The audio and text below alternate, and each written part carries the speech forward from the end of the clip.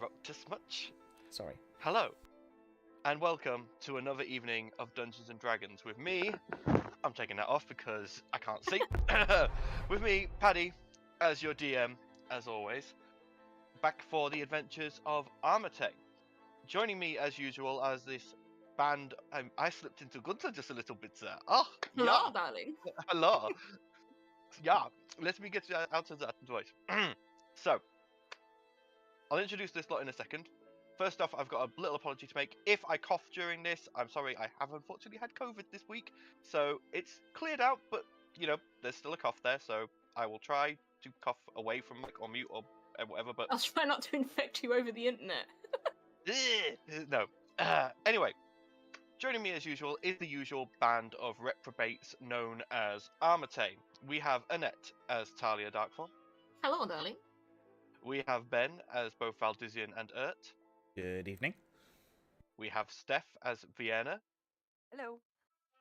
We have Reese as Blossom. And we have Aaron as Zandal. Hi, hi. As usual, I would like to say thank you to Sirenscape. Wonderful music, wonderful sound effects, anything that a DM needs. Obviously, go check it out. Really useful. Any other announcements from anyone else? Just to check. No one told me beforehand, but I just thought, just check. Oh, I think wife is trying to there. Yep. That's a visual one. Do you want to give a verbal one now? Dyson Mimics has merch. We have a really nice pint glass. And we have stickers. We have a t-shirt, but it's in the wash, so I can't show you. But you saw it the last week, so it's fine. That's all. Okay. There's one for me as well. Just a reminder that if you miss out on our live sessions, within about a week, all of our live sessions go up on our YouTube channel, which you can find by searching Dyson Mimics on YouTube or going to bit.ly/Dyson Mimics. We have almost every single one of our sessions that we've ever done, plus a couple of one-shots and some like funny moments that have been clipped out. So go and sub to us there. Yeah, go. Shameless plug, shameless plug. Yeah, plug. Let's do it. But let's catch up where we left off last time. Armatae made their way away from Yashvar as quick as their newly reinstated horses could carry them, making their way through the northern wilds and with some stellar rolls from this lot for the daily encounters, avoided any form of combat in what was meant to be a rather war-torn region, and found some interesting things along the way. Which, as usual, played the game of, is that the DM's button? I think is what I like to call it. It's like, oh look, here's a thing. Do we touch it? Ooh, do we touch it? Do we not? Can we lick it? Yeah. Yeah, very much. Well, That's are we Gunther's starting favourite already? game. Licky lick. And we shall start as we mean to go on. Yeah. Eventually, eventually, the group made their way to the meeting place that they had set up with their ship, the Misadventure. Getting there, they boarded and quickly got the horses on board and stowed below deck, and chose to go a more coastal route to Minas Pengoli rather than a direct route. This coastal route would take longer, but would ideally be safer for them. During the few days of travel that they've had, they have come across a floating inn. They've come across some strange islands with what looks like pillars on them, which they decided to just mark down where it was and just keep on going. Decided that wasn't worth investigating. They found a message in a bottle with a letter for help written in it that seemed to have no directions whatsoever and completely confused Valdizian. And most recently, they had a merfolk messenger deliver a message from an old acquaintance from Frauduin, from way back when. But we ended on the close of that day, and we will begin as dawn breaks on the 5th day. Who would like to roll for the day's events? Go on then. I'll do Stunned it. silence. Yeah. I'll do it. Lick that button. D20, yeah. Yep, D20. 6. Okay. All right. We all die. Okay. Oh, interesting. Oh, You God. guys are now sailing out. I don't know whether you guys can see on the map. You can see where roughly you are. You've sort of gotten. We're looking at a boat. We're on the at boat. minute. Oh, you're on the boat. Hang on, I'll move you back We're on to the boat. We're on the here. boat. I have revealed the rough sort of trajectory that you guys have gone. All right. Yeah. So you guys have just sort of gone out into this open bay area, cutting across from one coast to another. As you are sailing along through there is the odd small island here and there, nothing amazing. And it's fairly boring, really, when you actually look at, like, you guys are obviously helping with the ship, making sure that you're learning, making sure that the ship is going as quickly as possible. About, I would say, midday sort of time, your ship is sailing through a small cluster of what looks like just sort of barely there islands, almost like sand spits more than anything, just areas that are just slightly higher. And after a couple of hours sailing through these, you just hear just this muffled thud, a couple of muffled thuds from the hull of the ship, just like.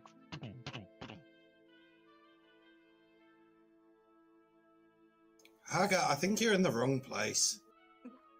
It's at the other side of the ship. Eh? Hello. Who's making a racket? So it's on the outside of the ship we hear this thud. You've just heard thuds, and it sounds like it came from the bottom of the ship. Whether it's inside or outside, you're not sure. I mean, I'll probably I can come down go. from the top deck and meet up with Val and be like, "You hear that noise?" Yeah, Val. I mean, I can go round the outside of the ship and fly down to see what it is. If somebody wants to go and investigate to check, see if it's inside, then we can. Sure, I'll take the downstairs. You take the outside. Okie doke. Okay.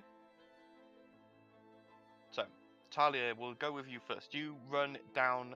Where are you checking? Are you checking the crew quarters, or are you checking I'll the probably scan the crew quarters and then go down to the lower decks, Okay. like to the bottom.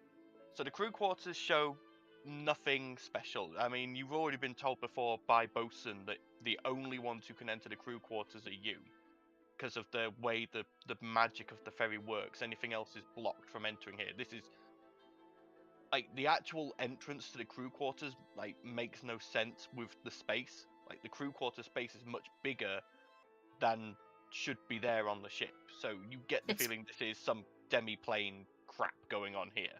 So what you're saying is it's bigger on the inside than it is on the outside. Yeah, you get it's very similar to that. Whereas the actual hold of the ship, anything can go into. That is actually part of the ship itself.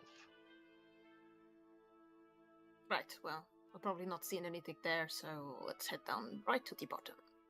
Okay, so you head down right to the bottom. Make me a perception check.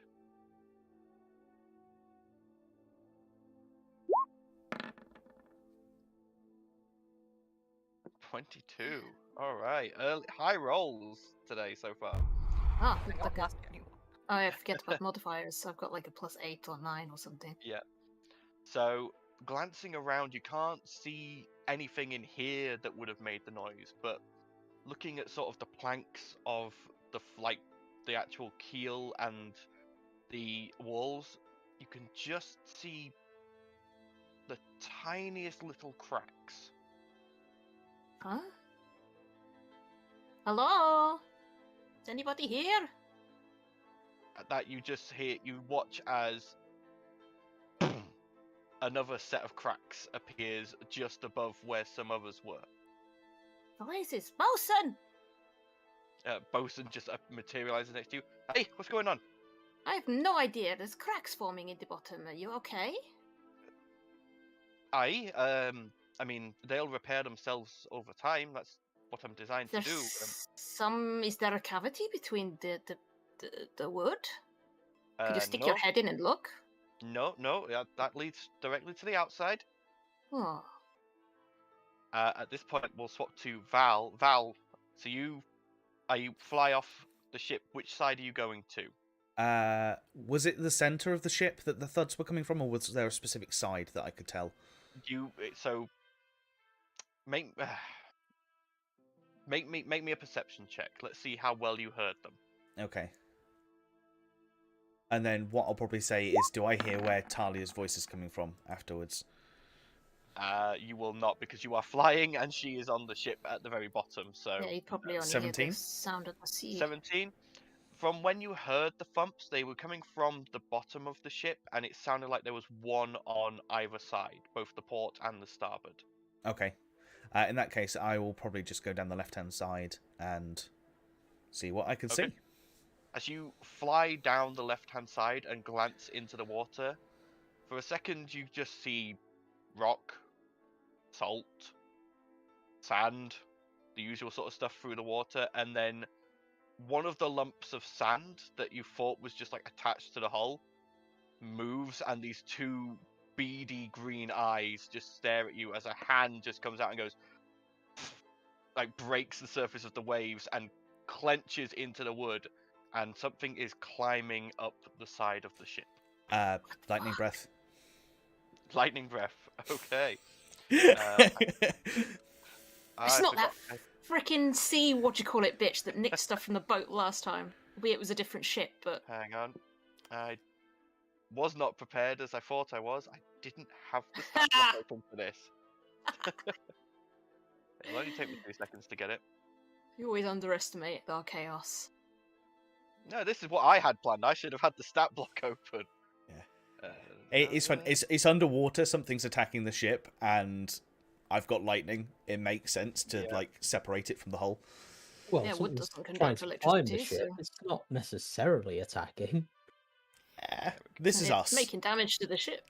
This we're is idiots, us. If so. anything tries to climb on the ship, it's attacking the ship. Okay. Yep. So you do lightning breath. So that is a dex saving throw for this creature. Yeah. Yeah, it's gonna fail with a -1 to dex. That was a 6. So go ahead and roll your damage. 15. 15. Okay. You watch as it takes. It's underwater as well, so I will double that. You watch as it takes the damage and just keeps on coming, and it now has crested the waves, and you are now looking. I will bring up the map for you guys and let you see what these things look like.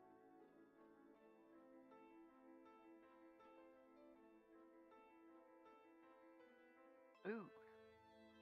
So Val, you would be. That freaking crab thing. What What the hell is that thing? It looks like a like rock a golem. crystalline golem. Oh. So Talia, you would probably be about there, just coming up from the bottom. The rest of you guys, were you guys on deck or were you busy elsewhere? Xander would have been in the workshop. The workshop. So you would be sort of when you enter, you'll be coming from around there. Vienna. I was probably helping out the crew wherever I was, so... Okay, so you'd probably be around here-ish. Emily would have been helping up here for navigation.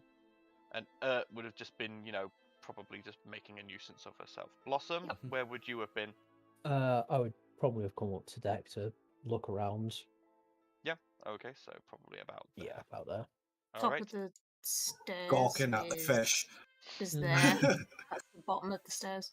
Just swiping at the water. Alright, bottom of the stairs is there. I think it's probably a little further down than arm's reach. Yeah. Yeah. Okay. So it's at this point, I need everyone to roll initiative, please. Cool. Here we go. Oh, click token first. Then initiative. Nat 20. On Keen, initiative. let's go. Yep. on, Steph. I didn't actually press my token. Okay. I What did you clicked get? 13. 13. Oh, that's Double not bad. digits! We're all double Double digits. Let's go. I mean, Right. the nat 20 kind of makes sense since I went out to investigate the guy and then Initiated, zapped him. yeah, it does make sense. Yeah, So, that works out well. Let's go. Did Aaron just disconnect entirely?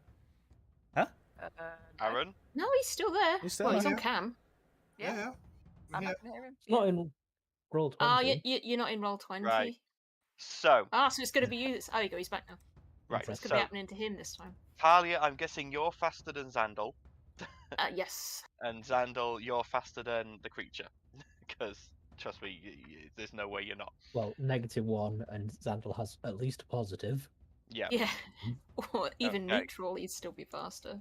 So, top of the round, Val, this thing is climbing up the side of the deck. Cool, Still climbing up the side of the ship. It's probably about 3/4 of the way. It'll reach the deck on its next movement. that's fine. Why I'm does just she go on checking. I am going to bonus action Vow of Enmity, which gives me advantage on attack rolls against it for 1 minute or until it drops to 0 hit points. Okay. And if it ain't broke, don't fix it. Come on, Mortimer. 28. 28 hits. Be a good day. I can feel it, guys. 11 damage. 11 damage. Okay. Also, does that count as a crit? It's come up as pink. No, that's just you No. click that to do your damage if you hit. It's not crit. It'll be green if it's a critical. Okay. So 11 damage, and then I need also- you. Automatically does crit damage, I think. So you need to. So you've moved within 5 feet to do your attack. Yep. You need to make a dexterity saving throw, please. Okay. Is this thing? 9. Fail. So you, as you hit it, like Oh, you watch as like where the spear pierces in, part of its body just almost disintegrates, but bursts at you in a spray of what you then find out is salt. Okay. As it gets in your eyes, and you are blinded for a number of rounds. Okay. Cool. So you are currently blinded. Not that that really affects you. Blind fighting. Yep. So, thwack again. Okay. Unless does it negate my next attack or anything, or... No. You still get your next attack. Cool. 25. Hits. This is the best don't I've been jinx it. rolling in a No. while. Dice taboo. Don't commit dice taboo. Okay. 9. And 9 damage. Okay. And you know what? For the hell of it, first level smite. Okay. So 2d8. Another 10 damage. Another 10 damage. Okay. You can hear Mortimer hitting and the flash of divine energy, so you know you've done damage, but you currently can't see what damage you've done. So. Nope. Okay. Talia, you can hear Val fighting something over My at the. initiative didn't come up for some reason. Oh.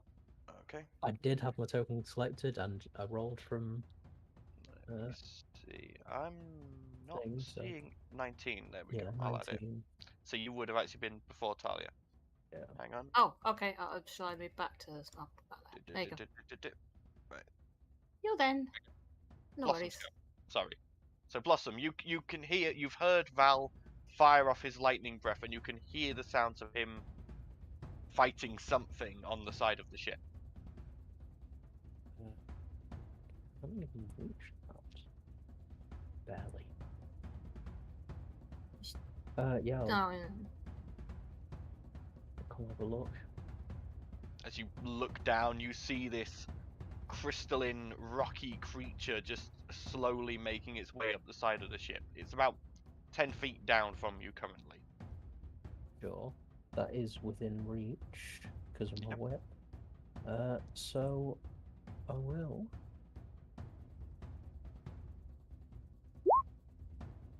One. That hits. What's the damage on? 4, 10. For 10, okay. And does this thing bleed? It does not, unfortunately. As you slash it, you see this burst of crystalline, like, salt and minerals come flying off it, but no blood. And again. 19 hits.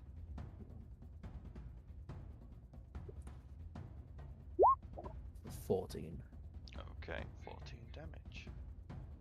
It is starting to look like there's large cracks in it, and it's starting to...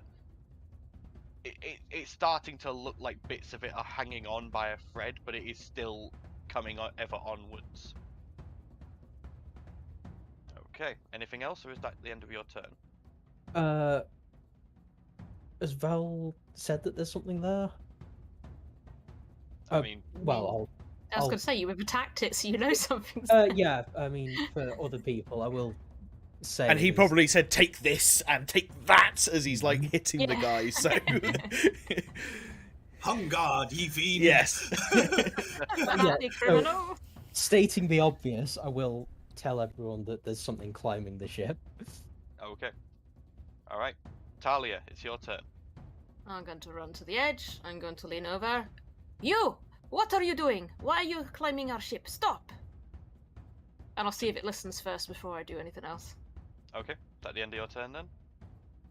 If I can't attack it, I was waiting for it to see if it replied or stopped or responded to me in any way. I mean, from what you can see at the moment, it is just still climbing the edge of the Am I ship. able to hold an action then? Yeah. And I'll just aim Ebon shot at it and just be like, if it moves further up, as in ignores my request, then I will fire. Okay. Alright. Sandal. Down in the workshop, you can hear commotion happening above. Okay, would I have been able to hear Blossom's call? Yes. Yes. You would Okay. have been able to hear that. But it is So going to I'm take you... It's going to take you a full round of movement just to get to where your token is. Yeah, pretty much do that. Just grab hold of Hager and get up to the top as I sort of like grab my hammer on the way round. Okay. Anything else, or is that the end of your turn then?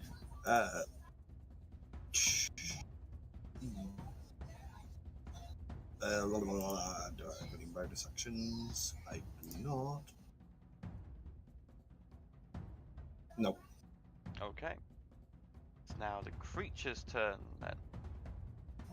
First, the second one pulls itself over the lip of the ship that it was climbing over there, Other one's getting shot then. At some point. and is going to use its action to dash. First person it sees is 5, 10, 15 to get to there. This one here does continue climbing, so Talia, your held action does go off. Okie dokie. To hit that button. Ugh, not one. That one. Yeah, and Do it's I a held be action, so I mean? can't do anything. Do I be mean? What, I hit Val? Mean, humble, Val is drop the blind and bone water. flying near it. No. Yeah. No, you fire, but it just sort of glances off like one of the flat planes of the rocky creature and just flies off into the water. Can I ask? Val, Did you say it carried on unfortunate, climbing so it's up? Yeah, you do get an opportunity attack as well. Just Okay, held action goes first. that's fine.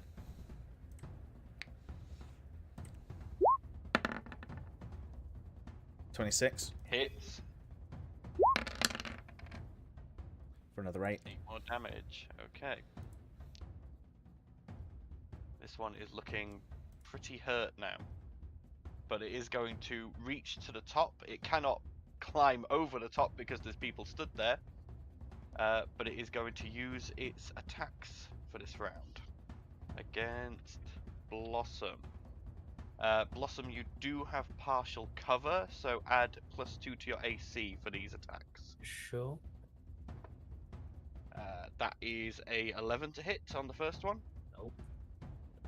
And the second, oh god, I'm rolling garbage. That is a 13 to hit on the second. So it just sort of comes up and just like starts wailing with these massive fists towards you, but you just like carefully just move so that the wood of the ship is in between you and it. Okay. Ert's turn. Ert has got one right up in her grill. That's fine. Ert is going to like jokingly wave at it, turn her hand round, poof, poof, poof, poof, poof, poof. We're going to go Spirit Guardians for 3rd level, and loads and loads of Erts are going to come out. I haven't done Spirit Guardians in a while, so... Okay, Spirit Guardians. And they're all pirate dressed now, and they've got eye patches and peg legs and stuff. 15-foot radius, yeah. Ghost pirates. That slightly green ghost pirates. Aura. Yeah. They're all cosplaying Bosun. Oh dear. And I think that's all she can do. Alright. Vienna then, your turn. I am going to use a spell that I've always You're had, back. but never used. Interesting. I am going to cast Shatter. Oh. Oh. This one, so it's obviously a sphere, isn't it? A shatter. Yeah. So So- yeah, it's easy enough for you to locate that so it doesn't Her, hit Ert. Yeah, just get it on like the outer Oh. edge. Yeah. So it still gets a flat save despite the disadvantage. Because it has magic resistance. Yep, that's probably still going to be a fail on a 2. Let me just double check it's. Yeah, it doesn't get anything extra, so yep, it rolled a 7 in the end. That is a fail. So it is going to take, yeah.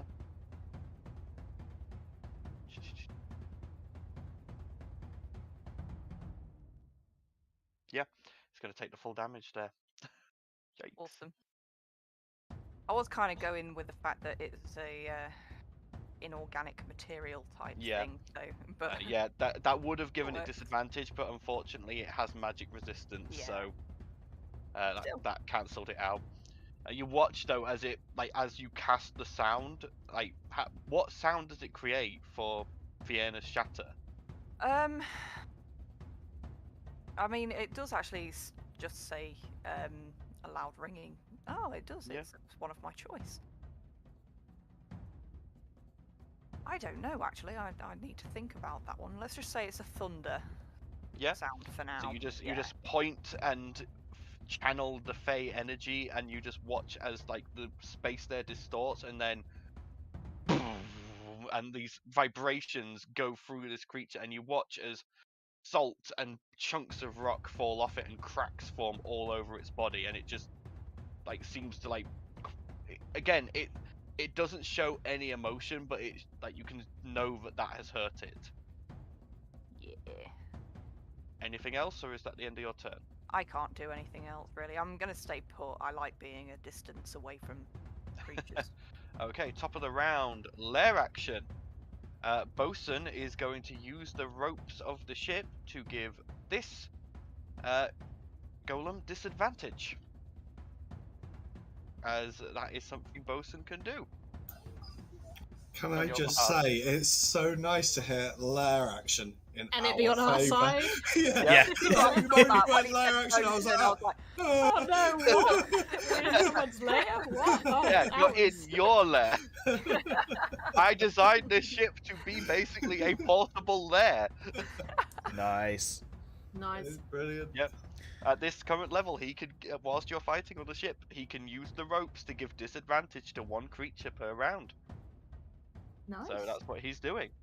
Okay, Happy days. Val, your turn. It has moved out of your blind sight range currently. Do I get a save against the blindness, or Nope. can I heal against the blindness? You can try.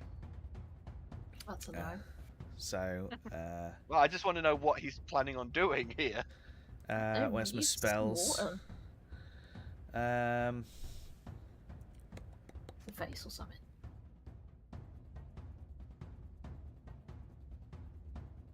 I was going to use Lesser Restoration. Okay. So do you cast that? Cast Lesser Restoration. It says I can remove one condition afflicting it. Yeah. As you cast Lesser Restoration, you feel the wave of healing energy channeled from Trifarian pass over your eyes, and the grains of salt that were there just turn into water, and you just sort of blink them away, and you can once again see. Yay! That was your action to cast. Yeah. And I can't cast as a bonus action because I've cast a spell, can I? You can only cast a cantrip if it is a bonus action cantrip. Okay. Which, as a paladin, I don't think you get cantrips. No, I've got Hunter's Mark, Shield of Faith, and Misty Step. That's it. Yeah, no. Okay, that's pretty much me done then. Yep. Okay. All right. Blossom, this thing is right at the edge of the railing. Yep. Is it looking hurt at all? Or is It's it looking very hurt. There's cracks all over it. You can see dribbles of salt leaking from some of these cracks. No, And the just eyes try keep to- flickering on and off. Just try to finish it then. 14. Does not hit. As you lash out with the whip, it just brings up one arm and just bats it away. Yep. And 27. 27 does hit. Much better. 8. 8 damage. Okay, it's still standing. And I need both Talia and Blossom to make me dexterity saving throws, please. Is this for an effect thing? It's basically, as Blossom's hit it with the whip, just salt has come flying off its form into the air. I mean, in the sense of, does that count as advantage because of my boots? Yes. Yes, you will have Okay, advantage. cool. And is Val within range? Val did not say he moved, so he is 10 feet below it. 20. I don't think it really matters anyway. We're both dex characters, so. Yeah. Yeah. You both see this happen, and you'd seen what had happened, like vaguely what had happened to Val. So you quickly just bring your arms up to cover your eyes, and none of the salt gets into them. Okay. Anything else, Blossom, or is that the end of your turn? Oh no, that's me. Okay, Talia, your turn. How far away is it from getting over the side? Is it literally at disadvantage of Eben shot, or is it still okay to would shoot? the disadvantage? It is within melee range of you. Then I will close my eyes and concentrate on my connection to the Raven Queen and give myself advantage with Okay. Threads of Fate to make it a straight Alright. roll. And I will try and shoot it with Eben shot again. Okay. 20? Hits, and you get sneak attack damage on that if you want it, because you get yes. advantage. That's sneak attack damage. Yeah. 4 you got- 6s. And a 4. Yes! So that's 12 12, plus 40 28. damage. Nice. Yeah. It is like falling apart at the seams now. It is barely holding on. Creepy. End of your turn, Talia? Yes, there's not much else I can do. I've used my bonus action. Yeah, no, I'll stay where I am. Yeah, that's fine. I do need both you and Blossom to make dex saves again, though. Yeah. Because you just hit it in again, causing that blast of. You've still got advantage, Talia. So. I know I've rolled a second time and I'm just waiting for Oh. it to come through. Okay. Or did it not? It might not have counted for my first. Oh, okay. No, it didn't count the first time I clicked. Okay. It comes through now. That's better. 21. So yeah, Talia, again, you just throw your arm up. Blossom, you just aren't quick enough as you are blinded by the spray of salt coming from this creature. Right. Xandal, it's your turn. You're Hello. at the door. You can see this creature hanging onto the side of the ship, fighting 3 of your friends, and another one menacing Blossom. Not Blossom, sorry. Dirt. Dirt. Dirt. Dirt. So I Menacing just Dirt. dirt. Dirt. So I've just seen Blossom get blinded by sand shrapnel, basically. Yeah. Yeah. Okay. So as Hager's charging me forward to this one, I'm going to pull down my goggles. Bonus action. Yep. I'm going to cast Branding Smite on my hammer. Okay. Oh, I don't know why that rolled, but Okay. cast that one. And then as my main action, Booming Blade as part of my attack on... Okay, you can't Booming Blade's the cantrip. Yep. So that's Yeah. fine. Okay. Okay, so, so it's this one.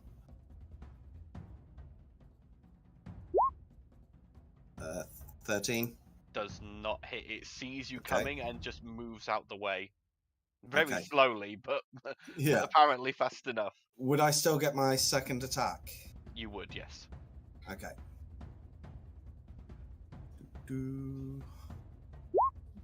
18. Hits. Okay. So, ooh. So that's 5 damage plus Booming Blade damage. Yep. Plus the 7 radiant damage from Branding Smite. Yeah. So And my... you need to roll for the hammer's effect. Yes. Let me just... So, D8 for the Booming Blade. So that's the initial damage, and then it's a D6, isn't it? Oh, it's daytime.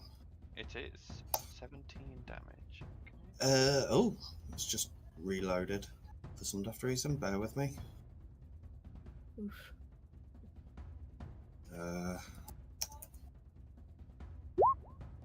So number 2 is a daytime light.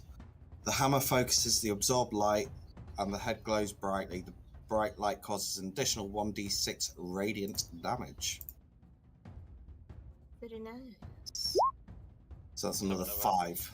Another 5. Okay, you just watch as you just slam the hammer down. Like it moved out the way of the first blow, but then you swing upwards and connect with one of the legs, and you just watch as all the different effects go off and just almost break this thing's leg off, but it is still standing. You do not need to make the dex save, but Urt does. So Okay. Because you've pulled your goggles down, so... Yeah. Suppose it 11. doesn't affect Haggard. No. Urt is also blinded. Okay. And Hager's Damn gonna it. get a punch off. Okay. 12 misses. Yep. Okay. Sand clogging the pores. Now the creature's turn. So the one in Spirit Guardians needs to make the Wisdom save. Natural 19 on the Wisdom save. So Yeah, I'm that assuming passes. So takes half damage. Yeah, I'm just trying to find it. Spirit Guardians. Oh, okay. Let's change how that's done that. So 6. 6 damage. Okay. I think it's just posting information about it. No, when I Please, I clicked on it guess. now, it's got a drop-down box to say whether it's radiant or necrotic. Oh, well, it makes sense because you can choose either way. Can't you? Okay. So this one down here against Urt is going to attack Urt. Okay. Would have had disadvantage, but because Urt is blinded, it has advantage. Mhm. So that is a... Would that not just That's come to a the straight roll. roll? Yeah, it's a straight roll. So Okay. 24 to hit. That does hit. Okay. Collect up all the dice. Collect up all the dice. Don't say things Oh my like collect God. other... He's gonna kill her again. So Urt take 30 bludgeoning damage, Okay. and Urt needs to make me a Constitution saving throw, please, for that first one. For that first one, that's half her health gone. So what did you say, Constitution saving throw? Yes. Bloody creatures. It's a fail. Urt now has to take a level of exhaustion as this fist slams into her. You just watch as like a puff That's of salt definitely comes connecting out with and panic. it goes straight. What's happened? Tech stuff. Alright. Yep, so Ert's taken a level of exhaustion. She then needs to make a con save to maintain Spirit Guardians. Okay. So she needs to hit Nat 20. 14 or higher. Nat 20, so Hey! Spirit Guardians remain. The Golem is then going to turn to Xandal and is going to make its second strike against him. So this one is at disadvantage because Xandal is not blinded. Okay, even with disadvantage, that is a 22 Shield. hit. Okay, does shield bring you to a 22? Yes. No, it meets it, but it's fine. Meets it, beats it then. Same. Yeah. So, But I will cast it anyway, just to say that I did. yeah. I'm not- Okay, so Xandal, you take 21 bludgeoning damage. And I Oof. need you to make a con save, please. These things hit like a 21 truck, man. damage and Oh, a this con is save. fuck. Yep.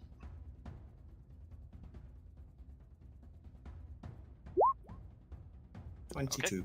You pass. Again, this as it hits you, this puff of salt comes off of its body, and you almost inhale it, but you sort of manage to hold your breath just in time and don't inhale any of the Yeah. salt. Okay, the other one. Yeah, it's going to do that. It's going to attempt to grapple Blossom. So because Blossom is blinded, it has advantage, but because of the partial cover, I'm just going to make it a straight roll. So Blossom, athletics or acrobatics check, please.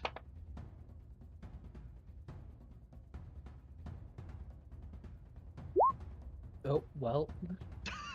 Well, it wasn't going to Wow. help you anyway because it rolled a nat 20 and has a +9 to athletics. Oof.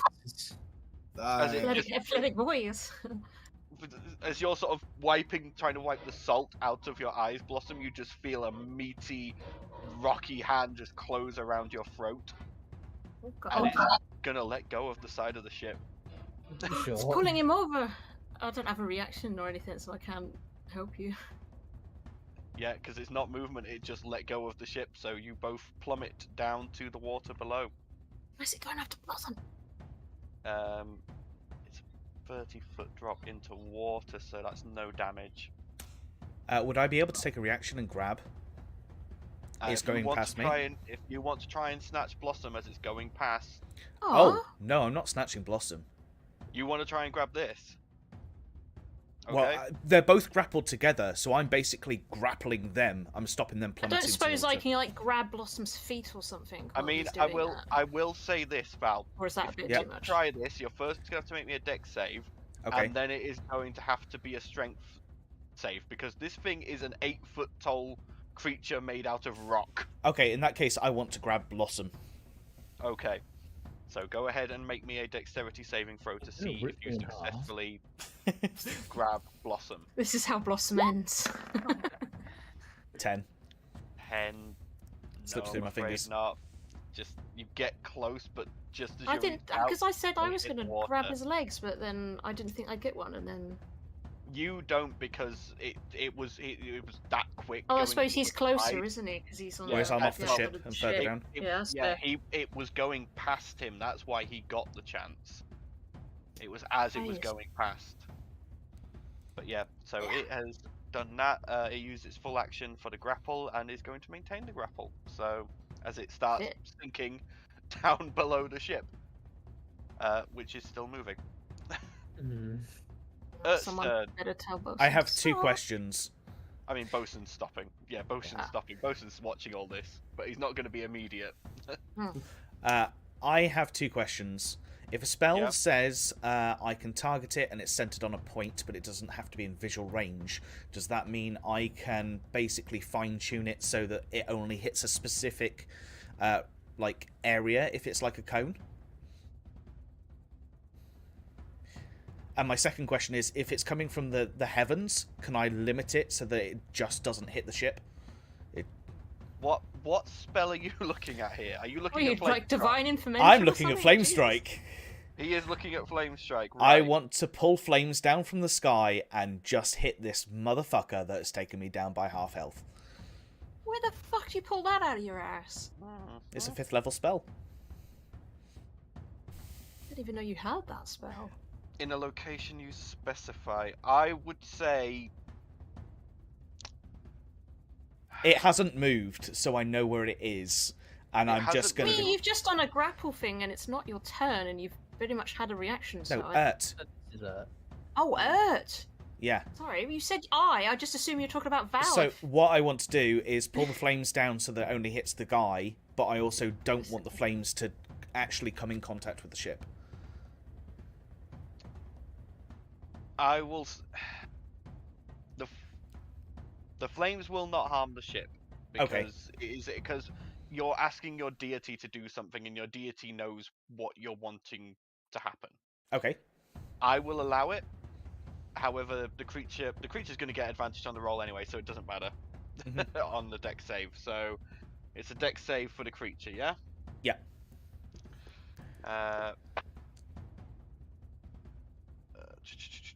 15. Meets it, beats it. Dex is 15. So Ah, half damage. Good idea. So... Oh, he still hits. Yep. Yep. That's a lot of dice. So That's a lot of dice, but a lot of low dice, which is annoying for a 5th level spell. as this It happened. as quickly channels and makes the prayer, and Xandal, you watch as this pillar of holy fire just descends from the heavens, slamming into the deck around this creature. Xandal can see, cannot because she's still blinded, as the radiant light seems to be damaging the creature. The flame is doing nothing. Okay. Ah. It was a good job you rolled higher on Radiant than you did Fire then. Okay. And that's my turn. At the end of Ert's turn, yep. Okay. Vienna's turn. First of all, sorry about the disappearance. Not No worries. Internet issues happen. Internet. It's a long time since it's done that, but hopefully it's the only time. I'll just go with good old faithful Eldritch Blast. Okay.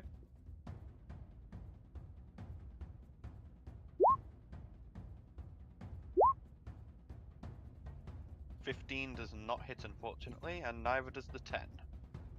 I tried. You did, but unfortunately, nope. Okay. Top Nope. of the round, Bosun is...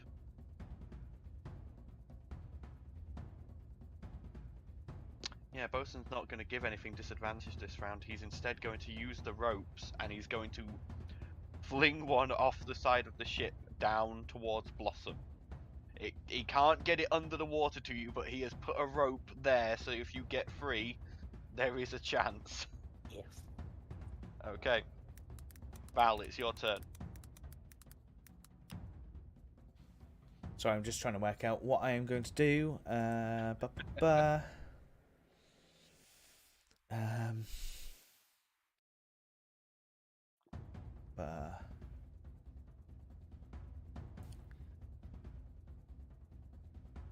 Val is... How close am I to the top part of the ship? You're 10 feet from the top of the ship. Okay. Val is going to shout to Talia and say, just watch for it. And he's going to swing into his bag, grab the portal dagger, circle through the portal dagger, and he's going to dive. And that's his Okay. turn. Oh, okay. Right. Okay. Alright, so you've slashed with the portal dagger, and then you're diving into the ocean, yeah? 30 foot afterwards. I don't know how close that gets me to them, because he's a So, very heavy 20 creature. 20 feet of flying. Yeah. And then if you're going for a dive, I will say you get the extra 10 feet of movement. I'm not going to halve your speed from a dive, but after this you will be moving at half movement. They would have sunk fully. You're in shallows here, so it's only about 30 foot of depth. So, Okay. Blossom, your turn. As you've fallen into the water, the blindness has worn off as the salt has been washed out of your eyes. To be replaced Just to be with replaced by more salt. salty water. Yeah. Same thing, just in liquid form. You know, easier to see through. Yeah. True. Very true. You can see in salt water. Can't see in clear water. Well, for what it's worth, I'm going into hybrid because the hell of a panic to be dropped straight into water from nowhere. Let me just find your hybrid token. There we go.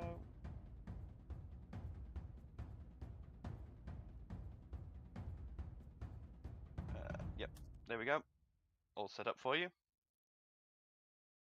And then try and if I'm grappled, I'm at disadvantage on attacks, right? No, that's if you're restrained. You're just grappled, so you're Ah. still, but you I are always get at this mixed up. you are at disadvantage because you're underwater using a slashing weapon.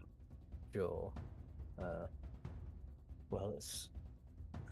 I don't think I've got much of a choice, to be honest. I should have done the right on electric, but either way. So 14, I'm guessing doesn't. Misses, unfortunately. And 12.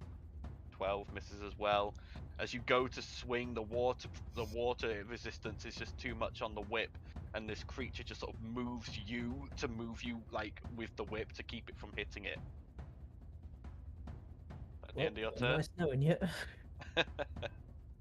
Okay. Talia, your turn. You can see this creature. You can see them at the bottom of the ocean. I'm just gonna roll my eyes and be like, for God's sake, Val, I don't need to brave. Why did you jump in? And it's just jump and dive in and go after it. All right. Because it's crossbows is all right in water, isn't it? Yes. Yeah. Dive is in. it half distance though, isn't it? Half your distance, yeah, but it's only 30 feet away, so. Cool.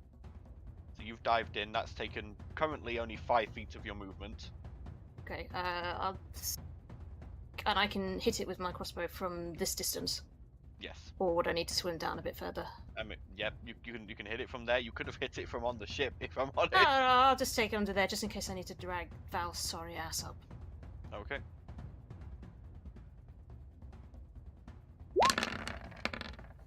$19? You still have advantage from your cowl, by the way. Oh yeah, I forget that's like 10 rounds, isn't it? Yep.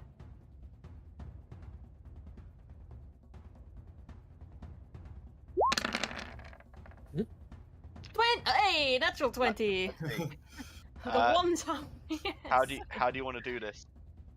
I'm just gonna be like, I don't know. Just shoot him with the crossbow. As the bolt fires, you just watch as it carves through the water, leaving bubbles behind it, hitting one of the eyes of the creature, and the eye just goes dead, and its body just slumps into this pile of sand and salt, releasing Blossom.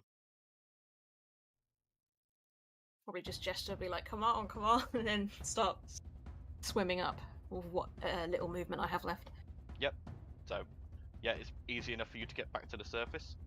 Cool.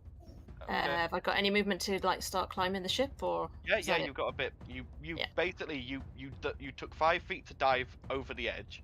Shot from there. You've got 25 feet of movement left. Okay, well I'll climb as high up as I can, and if I can get back onto the ship, then. So you not fully up the ship, because again it's half speed for climbing. I'll probably then look behind me just to make sure that Blossom and Val are coming back. Okay. And then I'll end my turn. All right, Sandal, your turn. Okay, so Sandal just kind of like looks at. Well, first he sees Blossom disappear, then he sees Talia disappear, because he doesn't see Val down there. He's like, "What the hell's going on?" He's going to call an order for the aquatic robot to go dive into the water after them. Yep. And runs over and dives. Yeah. And it's hammer time. Okay. Booming blade as part of the attack. Yep.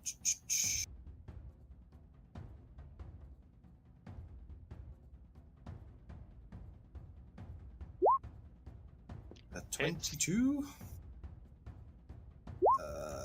So that's a 12. No, it's two-handed, so 8 damage. Okay. And D6 for the hammer. That's a 4, which is The hammer takes the absorbed light and transforms it into heat, causing the crystal to glow a searing red. I must pass a DC 8 con save to keep hold of the weapon. At the same time, the strike causes an extra 3d4 damage to target. No point in rolling the damage because it's fire damage, unfortunately. So con save for me. Yep. You watch as the hammer hits, and again, the heat just sinks into this creature, and just does nothing. Yeah. 24. Yep, you're I'm fine. keeping a hold of that hammer. I'm used to working with heat. That is in case the booming blade procs, and then second attack. Yep. Apple sounds excited. Yep. Don't know what he thinks he's heard. Sorry for my dog. I crit. Crit. Nice. And an RD6 again for the second hammer, which is the exact same thing, so I've got to make another con save. Yep. But you just did 20 damage with your crit. Yeah. Nice. I'm still holding the hammer. Yep. You just slam down twice with the hammer, just creating more cracks in this creature. Fortunately, Urt's already blinded, so she doesn't have to make the dex save. Yeah. And force and powered rend from Haggard. Yep, that hits. Do Haggard's attacks count as magical? It's force damage. I wouldn't say so because it's a melee weapon attack. So if they're non-magical, you watch as his fist hits and just bounces off. Ooh. Uh-oh, spaghetti-o. Just doing no damage whatsoever. Okay. Oh. Now the golem's turn. Golem doesn't have disadvantage this turn, and there's a blind Urt in front of it. Golem also needs to take a dex save. Bear with me. I'm gonna start with the dex save, which it has advantage on. Uh, That is a 10. No. So, fails that. Where's my Spirit Guardians? There it is. Awesome powered rend. That's Haggard's normal attack. Right, okay. Yeah, And he's but he's deflecting using his attack. reaction to deflect the attack to impose Okay. disadvantage. Okay. Right, so disadvantage on the attack roll then, which, because she's blind, It'd be normal. is flat roll. Yeah. Oh, that's lucky. That's only a 12 to hit. Is anybody else seeing the dice and then the number that's in chat not marrying up again? Yeah, that happens all the time in Roll20. Yeah. What goes in chat is what the roll is. I know. It's I not just the- like it's drastically Yeah. different. Like, I know can it's I a pain even in the ass. can I even roll a 5 on 6 dice? Yeah. How? If I had 6 dice and Well, I rolled yeah, all ones? no, Rolling a he's 3d8. got 9. Huh? You're rolling Oh. 3d8. Okay. Why has it got? It's Yeah. got more than 3d8 there. That's the Yeah, problem. it's rolling It's rolled twice. 6. No idea. That's why I'm Anyway. getting really confused. I'm Just- like, could I even get that number? It's just a Roll20 dice graphical glitch. Yeah. I don't think. Yeah. It's, Anyway, Yeah. 12 to hit on Urt. Guessing that misses. That misses. Okay, and then the golem is going to make a strike against Xandal again. Okay. That one is a 17 to hit. Yeah, that hits. Okay. So Xandal is going to take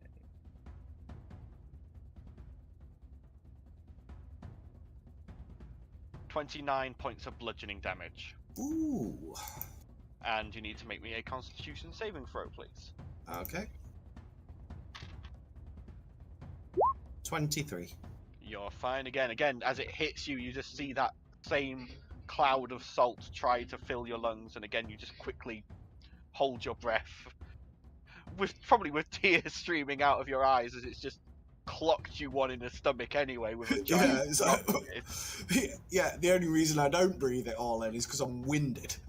yeah, you're breathing out just as it happens. Okay. That is the end of the golem's turn. Urt's turn at the end of that round. Urt is no longer blinded. It only lasted Cool. one round. And because she's taken a shed load of damage, just instinctually, she is gonna slam her mace down on the ground and do healing. Okay. Which is same radius as Spirit Guardians, 15 feet, I believe. Yeah, so Cover that's that up. 5d6 plus my wisdom modifier, I think.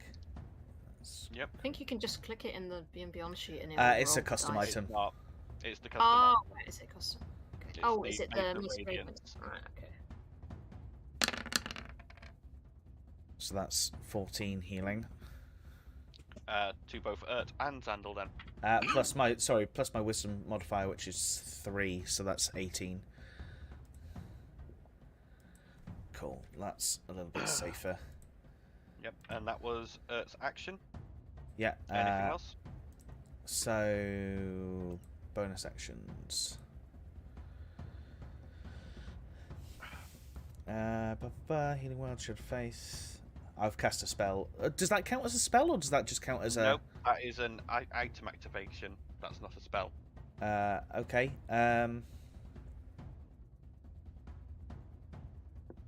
Concentration up to a minute. I'm going to cast Divine Favor. Okay. Basically, for 1 minute, my weapon deals an extra 1d4 radiant damage on a hit. Just bear in mind, if you cast that, Spirit Guardians is going down because they're both concentration spells. Oh, okay. I didn't realise that. That's concentration as well. Nope, that's everything I'm going to do then. Okay. Vienna, you haven't had to move once this whole fight. I know, it's great. Just how she likes it. We put in the effort, she watches. And then she kills them from afar. Well, I'm going to attempt to kill them from afar.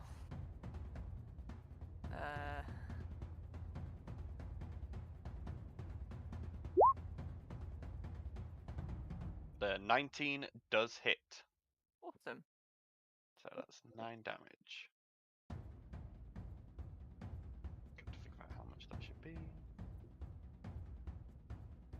Okay. Starting to look pretty hurt now. Got lots of cracks and sand and salt falling off of it, but it's still standing and still fighting. Top of the round, Bosun is going to leave that rope where he left it in the ocean for anyone who needs it. And Talia, you are on the ship. These two are not, so.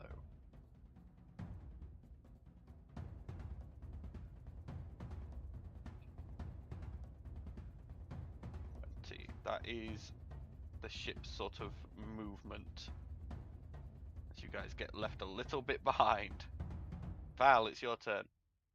Also, the hybrid? So, Yeah. How does Blossom look right now? Is like in terms of gasping for air or any of that sort of stuff, or is she okay? So you can hold your breath for a maximum of a minute per your con mod. Okay. So the only thing is, I'm gonna say that Blossom's gonna have half that time. Right. Because she didn't really have a chance to suck her breath in. She just got grabbed and dunked. She didn't, and she was blind at the time, so. And do I, having seen her in combat and stuff, would I know what her, how much travel distance she would normally have? You would know that she's pretty quick. Okay. Yeah. So to get her out the water fast, I'm guessing she's within 30 foot of me. As you dived in, so she's about 25 feet away from you at the moment. Yeah, so I'm going to use my action to cast haste on her. Oh, jeez. How do you have haste? It's a 3rd level spell for a paladin. It's on my screen. I can click it. Paladin haste. 3rd level Paladin spell. Vengeance can have haste. Oh my god, that's scary. Oh my god, that is scary. You say that's scary. We have haste candies anyway. I know, but you forget to use those, and they're one use. This is the first time he's used this. Yeah, but it's just the idea of a paladin having access to haste. I don't normally cast spells, and I'm just like, oh, that's on my spells list. Cool. Yep. So yeah, Blossom. Just think you how many smites you get a turn. Oh, yeah, because you get... that is scary. Yeah, I didn't realise that. I've not read the entire thing. Gains an additional action on each of its turns.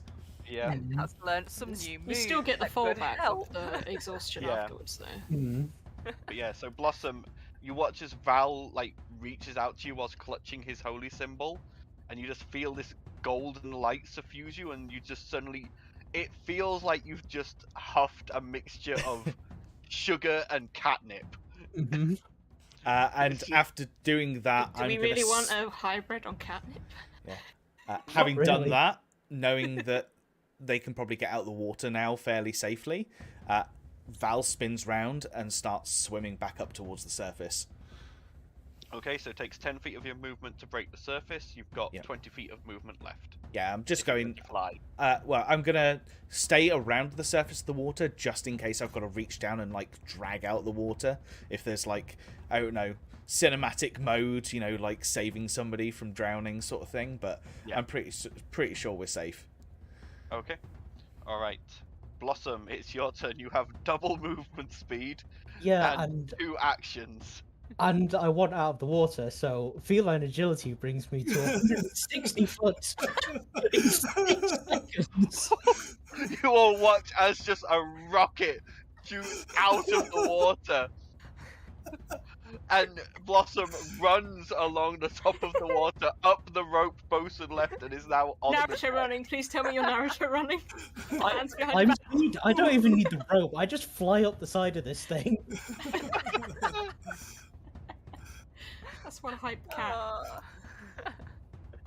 Oh, so you've still got more movement and Yeah. actions if you want them. I need to clean my screen. I just spat my drink everywhere.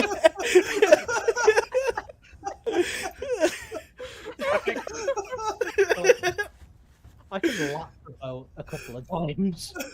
But He's gonna have the zoomies for the rest of the bloody. Eyes are just it like does only last one. Yeah, it's just like, Does it last one turn, or does it last a minute? Haste lasts for a whole minute as long as Val concentrates on it. my God. Yep. I probably want to stop concentrating on that.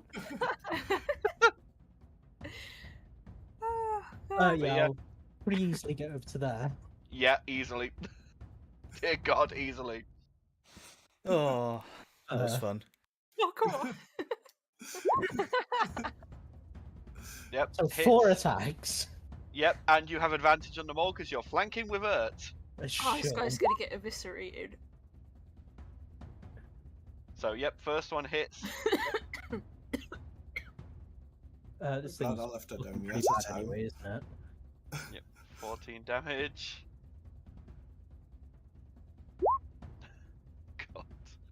I mean, I should be making you roll the dex saves in between these, but I'm just not going to. You're moving that fast, it's probably not gonna. Oh, advantage index saves as well. Yeah.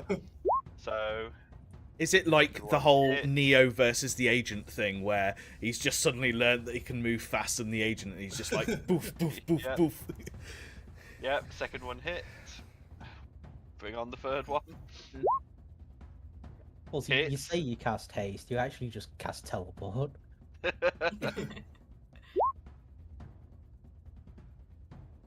Okay. Hits. How do you want to do this? It had 54 hit points when you got there, and you've just eviscerated it. It is now a scratch post. Yeah, just wild slashes and turn it to dust. Xandal and Vienna, you just watch as this grey streak of lightning just runs across the deck of the ship, and just you see 4 flashes of silver, and then this creature just Somehow we're both covered in sand. yeah, and then this blossom just sort of stood there, huffing and vibrating in place while soaking wet. I should pay more attention to my spells. I think you should. I don't Feeling imagine okay. that very long, given the speed I'm traveling. Oh dear, and that is the end of combat.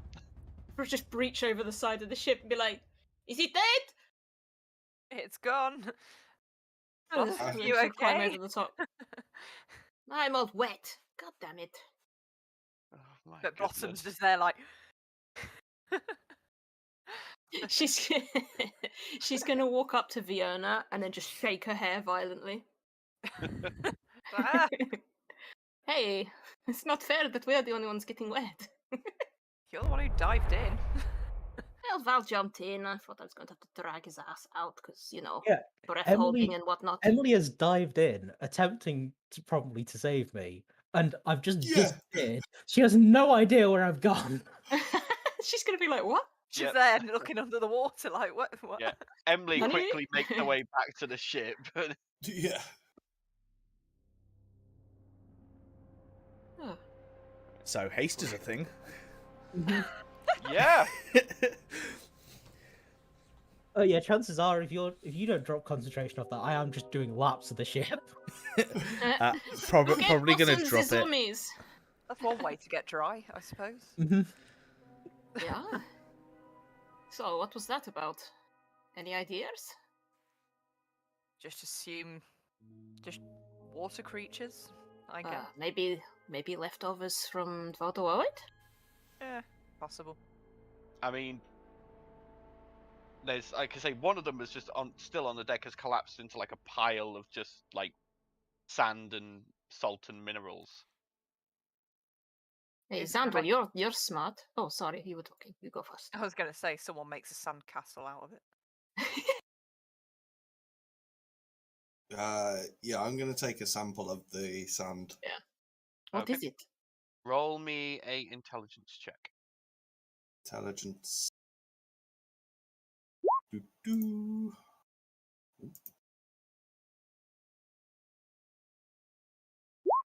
Yes, this is sand. Looking I at have it, no idea. you can recognize that there is some valuable minerals involved in this. How valuable and what exactly they are, you're not sure though. But you can Okay. recognize that there's not just salt and sand here, there's other things as well. Okay, I'm going to take as much as I potentially can. Which leads you to believe that this was a golem of some kind. It was a created creature. Yeah, Was a construct. yeah. I'm going to take as much of it can and then head back down to the workshop and try and sift through it all to claim as much as we can. Okay. All right. Bosun at this point is like, well, I think I'll be avoiding shallows for a while if those sort of things are in them. I think that would be wise. Okay. So I'm just gonna set a sail out of this area. Okay. He just sort of floats back up to the wheel and you just watch as the sails start moving and you start making for the nearest edge of like this area of like small islands and spits of land.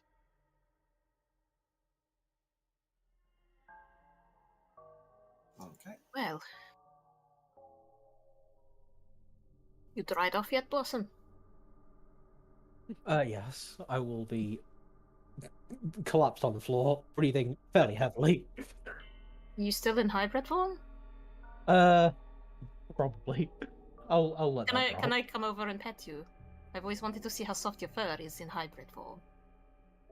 Oh, I mean, I'm not gonna stop you. Okay. I feel like kind of stroke the shoulder. How soft are you? Softness check, D20. It's very is the damp at softest the moment soul? as well. Mm, Yeah, soggy cat, you're going to smell so bad later. mhm.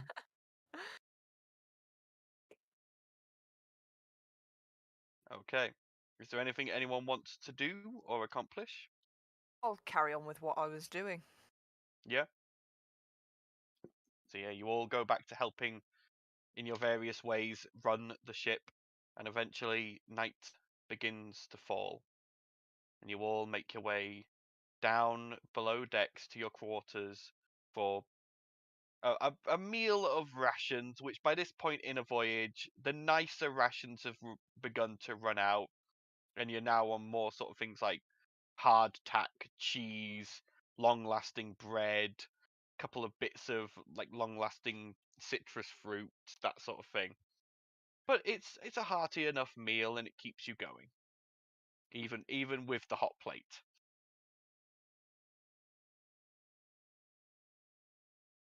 Is anyone standing watches, or are you just allowing Bosun to continue sailing the ship?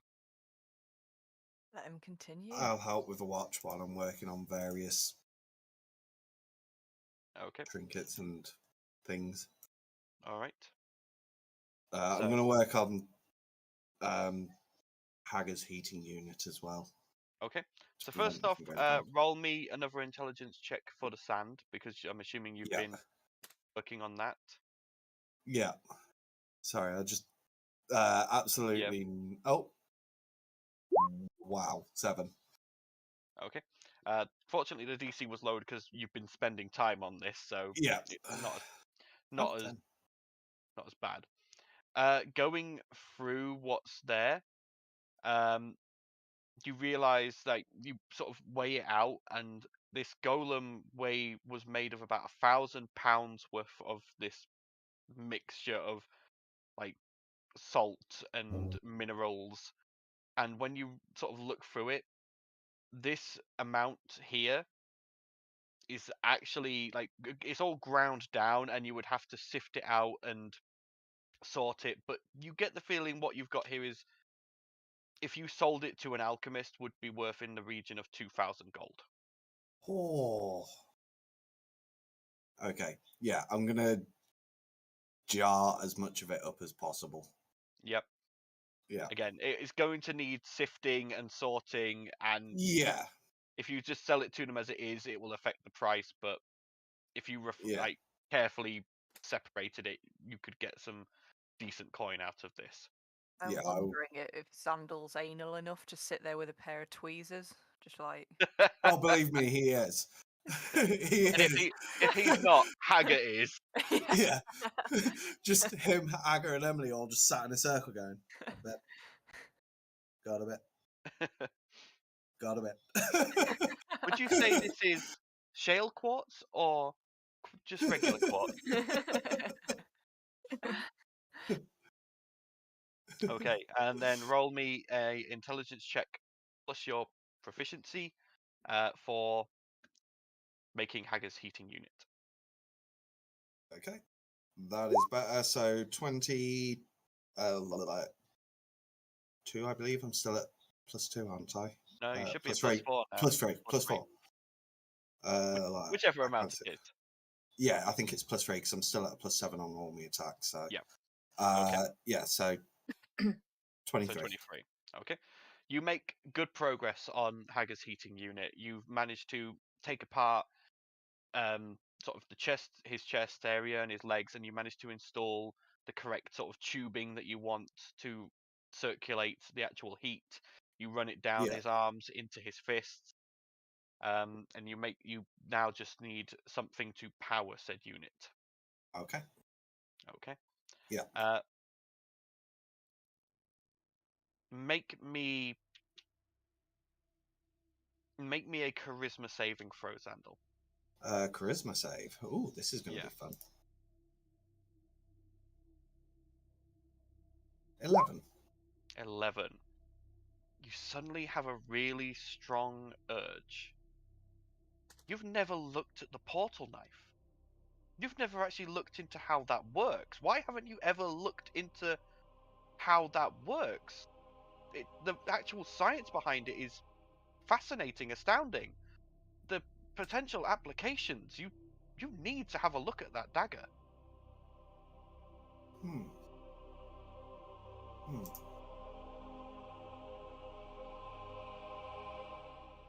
You two stay watch. I'm going to go find Val for a minute. He kind of just says to both the robots. Yeah. He just wanders off. Haggard just nods to you, and Emily just sort of goes, "All right." I'll be right back. Is Val asleep at this point, or? I would say yeah. By this point, Val is probably in his bunk asleep. Sorry, I got completely distracted by a tail then. Being accosted by a cat. Val.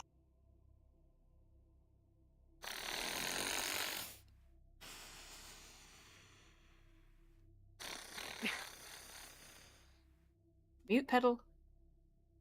Huh? No, I'm making a snoring sound. I don't know if it's coming through.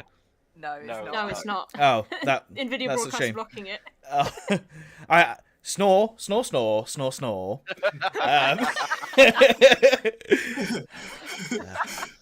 Tritherian be with you. Snore. Tritherian. Just getting preached at in his sleep. Can I make Probably a clutching a quick glance pamphlet in around to his see if hand. I can see like the dagger anywhere? Yeah. Go ahead and roll a perception check. Sneaky, sneaky.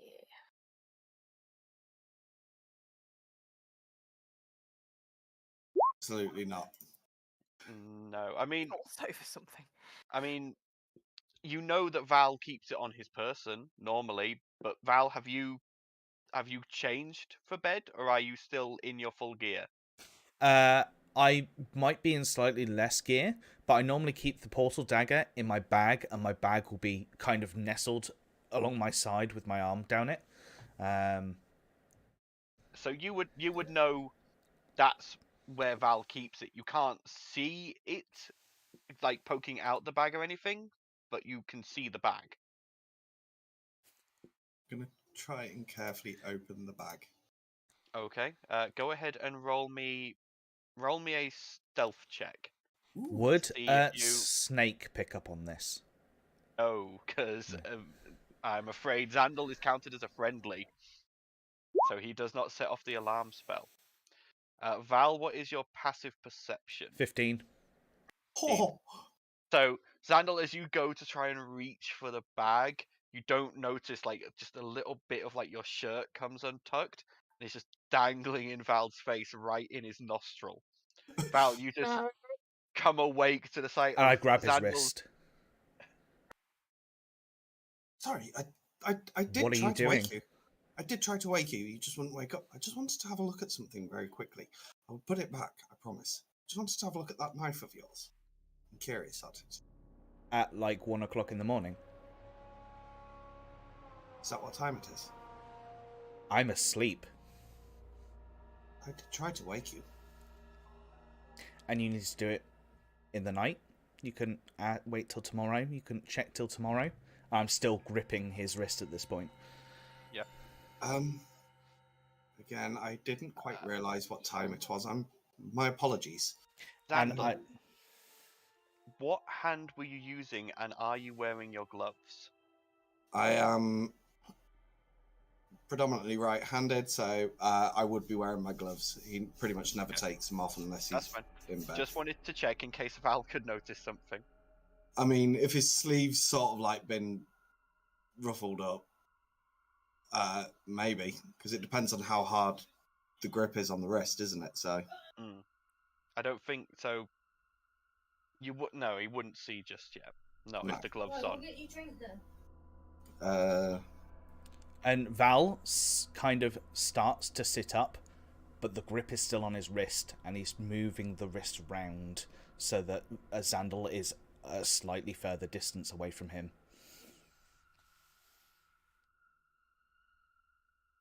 What are you doing? So I just wanted to have a look. I wasn't going to do anything wrong. I mean, Meagle just wants to see it. yes. Would the last- Val know that Xandal's kind of acting erratically and You came and wanted to fight me yesterday. You are acting weird, Xandal. What is going on? Why did you come and fight me yesterday? Why are you trying to steal from me now? I'm not trying to steal from you. I I just wanted Going to into a look. guy's bag whilst he's asleep, when it, for your own curiosity, could have waited till tomorrow. Does that sound normal? Probably not. No. My apologies. Go back to bed, and he lets go. Xandal kind And- of pauses just for a minute before wandering off. Okay. Val is going to go to his bag, shift his bag round, and make sure all of the clips are as tight down as possible, and kind of almost like wrap the arms, the shoulder section around the bag so it's got extra protection, and he's going to slip his arm through that piece, so he's got more of an awareness of what's going on with that bag. Okay. All right. And goes back to sleep and carries on snoring. Yeah. Snore, snore, snore, snore, snore. Yeah, snore. The rest of the night passes without issue. Dandel, you return to the workshop, tinker for a bit longer. The portal dagger still on your mind, but it doesn't feel like it's a pressing issue. It's just something that's Fair. niggling at you. Yeah. But the next morning dawns, and you all rise and begin preparations for the day. Does anyone want to have any conversation before I make you roll for the day's travel, or? I imagine Xandal's probably passed out asleep at the workshop at this point. Probably, yeah. Who is up and who's in the area? I'll be up top as always in my little corner. I'll probably Yeah. be just waking from my comatose state. As I it were. mean, you don't have separate rooms, so you share like a bunk room, but the bunks are able to be shut off from each other. They've got like Okay. closed screens around them, so everyone's in that same room. I'm still up top. I don't sleep in my Yeah, bed except- because I don't ex- sleep. Yeah, except Talia, obviously. So I'm guessing who has soulbound items at the moment? It's just Talia and Vienna, isn't it? Yeah. Yep. It's Vienna down below. Yeah, Vienna, Yeah, unless she's I would be down there. Yeah. I'm just gonna kind of walk over to where your bunk is. Are you awake right now, or are you still asleep? Yeah, she'll be awake. And I'm just gonna go. Xandal's acting really weird. I know I don't have one of these super Gucci items, but he tried to go through my bag yesterday, or last night. He tried whilst I was sleeping. Isn't that what halflings do? Not Xandal. We've been with him for a little while, and he's never acted like this. Fair point. No, But, he like- doesn't strike me as a Yeah. thief. So I just keep an extra eye. You know, we've just got Winter's Moon. I'm going to mention it to Talia as well. Like, there's some powerful items that we've got, and I'm just concerned in case Xandal is being influenced by something or someone, especially after the Boneclaw incident. Alright. Thank you for the warning. No worries. And then I'll go up top and basically relay the same message to Talia. okay. I mean, you can try and take my cowl. I'll just summon it back. He was Besides, af- I don't sleep. I don't think he's stupid enough to try and steal from me. he Or was steal in general, normally. he was after the Is, portal dagger. His duel with you, that was out of character. Yeah, it's just a lot of outer character stuff. He has a bee in his bonnet over something. You think he's still upset about his sister? She should be safe in Maham. I've been training her well. I don't know what it is, but you know, we've Keep we've an eye on had- him then.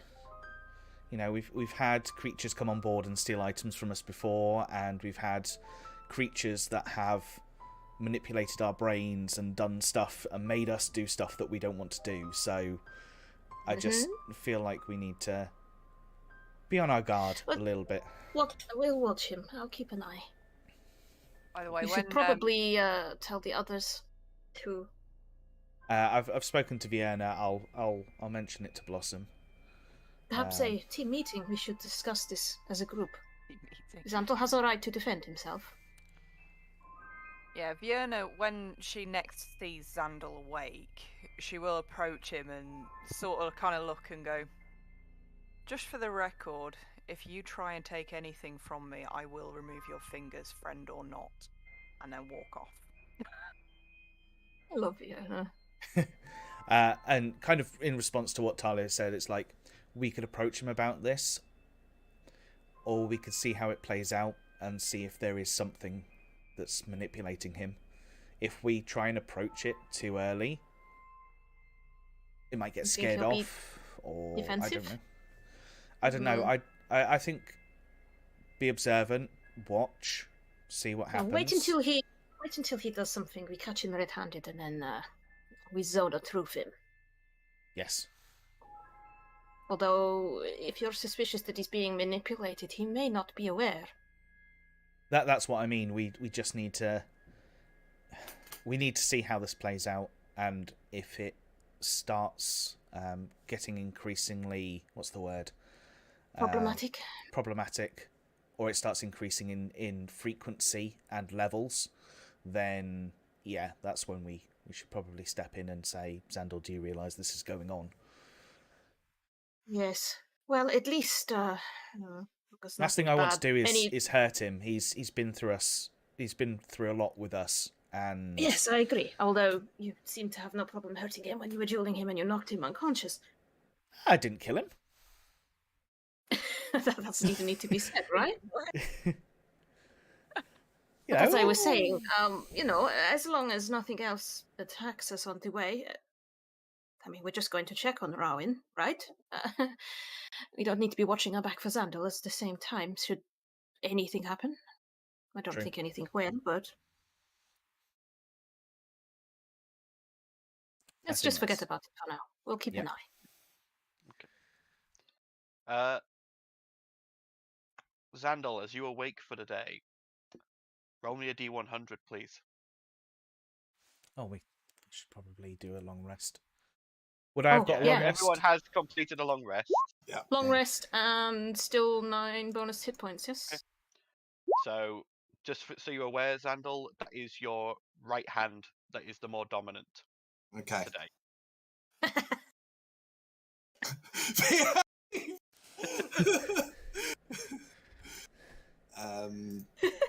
That's so juvenile. I forget which hand is which. The dragon mark is the right hand. Okay, yeah. The other thing is the left hand. Awesome. So it is the more positive version today of Xandal. Yes. Okay. So, who is going to roll for today's events? I'll give it a go. Why not? What am I rolling? D20. D20, please.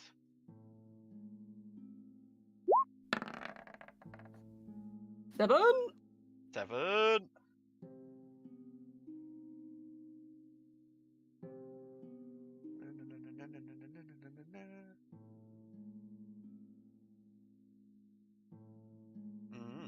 Okay. So, as you guys are sailing through the open ocean at the moment between these 2 points of land, across this very large bay, the day passes without issue. It's a nice day. There's a couple of clouds scudding across the sky. The wind is good, and you're making good progress. If everyone who is above deck could make me a perception check, please.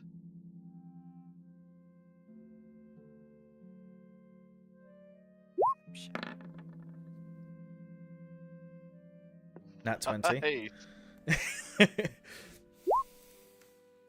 Good job you're paying attention. Val's on edge. He's like, his friend's potentially betraying him and this, that, and the other, and he's just like, must take everything in. Was that just those two for perception? Anyone who's above deck. Oh, okay, I can take perception. Yeah, Xandal will likely be in the workshop just working on various things. 26. 26, okay. But he's in quite a chipper mood, humming away to himself. Okay. So, everyone except Vienna, who's above deck, Completely oblivious to everything, apparently. Again, it's above ground. Why would you? It's weird. So weird. What is this sky? Damn it. What is this sea? Ugh. In the distance, more out to the north, sort of where you are, you spot a ship. Hmm. However, as you are sailing along, you realize this ship is not moving. Okay. It appears to just be there in the middle of the ocean. Ah. Abandoned ship, maybe? Could point it out to Bosun. Maybe take a look. Yeah. Hey, Might need some Bosun, help. Yeah? another adventure, let's go. Hey, Oh. here we go! Go over to that ship.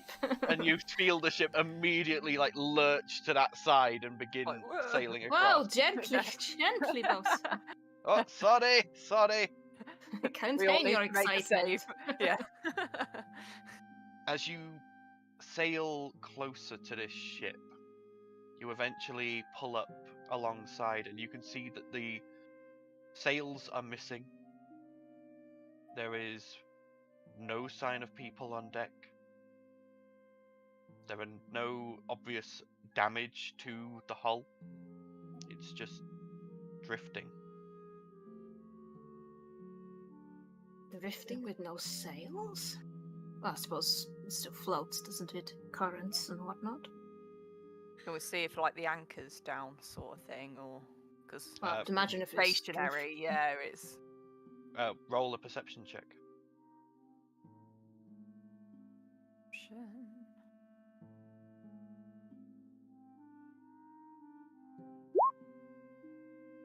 You glance over and you can see at the front of the ship the anchor is up. You can see it there resting against the side of the ship. Oh, so it's not anchored down. Okay. So yeah, We try Vienna will, and what? I was going to say Vienna will vocalise that the anchor's up, so it's not stationary. Do we see like captaincy plaque or name of the ship? Cannot see anything from where you currently are. Okay. How close has Bosun brought us to it? You Other are than, obviously. not fully up alongside. You're sort of just about 20 feet off. Bosun, bring us a little closer. We want to board. Aye aye. And he swings the ship round and brings it so that you're now close enough that if you put a plank between the ships, you'll be able to board easily enough. Shall we have a look? We're here now. Why not? Let's go. Cross over the plank. I'll go first. Val, are there any ropes that are close to where the plank is? Ropes? There's Like plenty from of our ropes ship? on the ship. Yeah? Like hanging yeah. down? Just for the lols, is there any rope that Val could just like run and take a like swing on the rope to go over to the other ship? Yeah, You can fly! I know, but like there's a bit of a difference between flying and just falling with style. I just want to be cool. Make Okay. me an acrobatics check with advantage, because Bosun sees what you're doing and is going to help this with the rope. Okay. Nat 20. At 20. Yeah, don't bother rolling the other one. The rest of you want There's a as backflip Val. and everything. Alright. Val's a little bit smug. I mean, Val is very young. I'm just saying, like, Yeah. Vienna's the like group. show off. So you are currently stood on the top deck of this ship. No one around. Is there any evidence of foul play? Make an investigation check.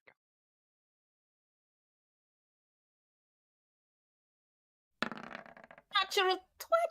Although, that's horrible. God fucking damn you, roll 20, you edging me. Not a nat 20. For some reason, my dice was like, oh, look, you could have had a 20.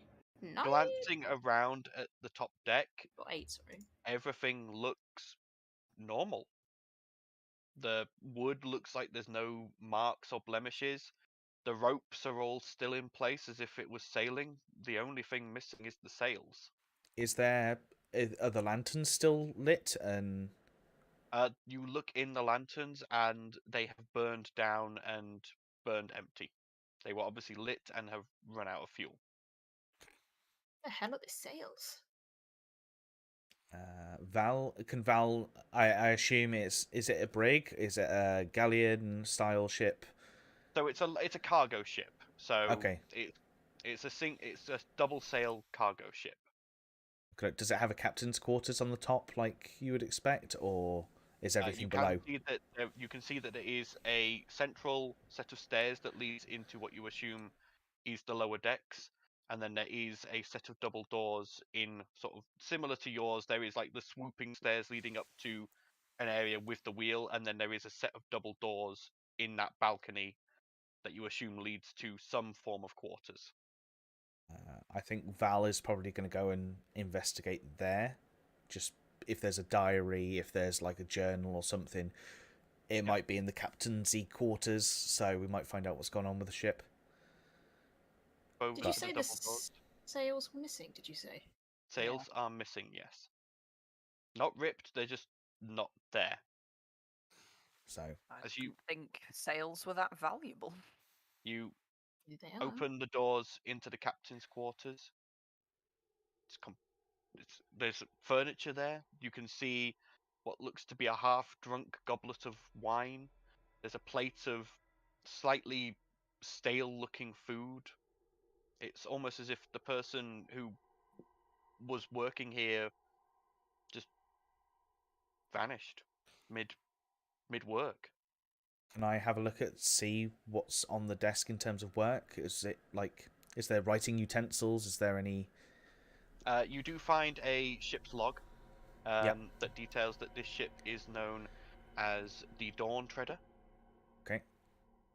And it was on its way sailing from Minas Pengoli to Maham, carrying a cargo of spices. And also, the only other entry in the book is guests from the Dark Dawn. The Dread what? Guests from the Dark Dawn. No, the ship. Dawn Treader. Dawn Treader. Okay.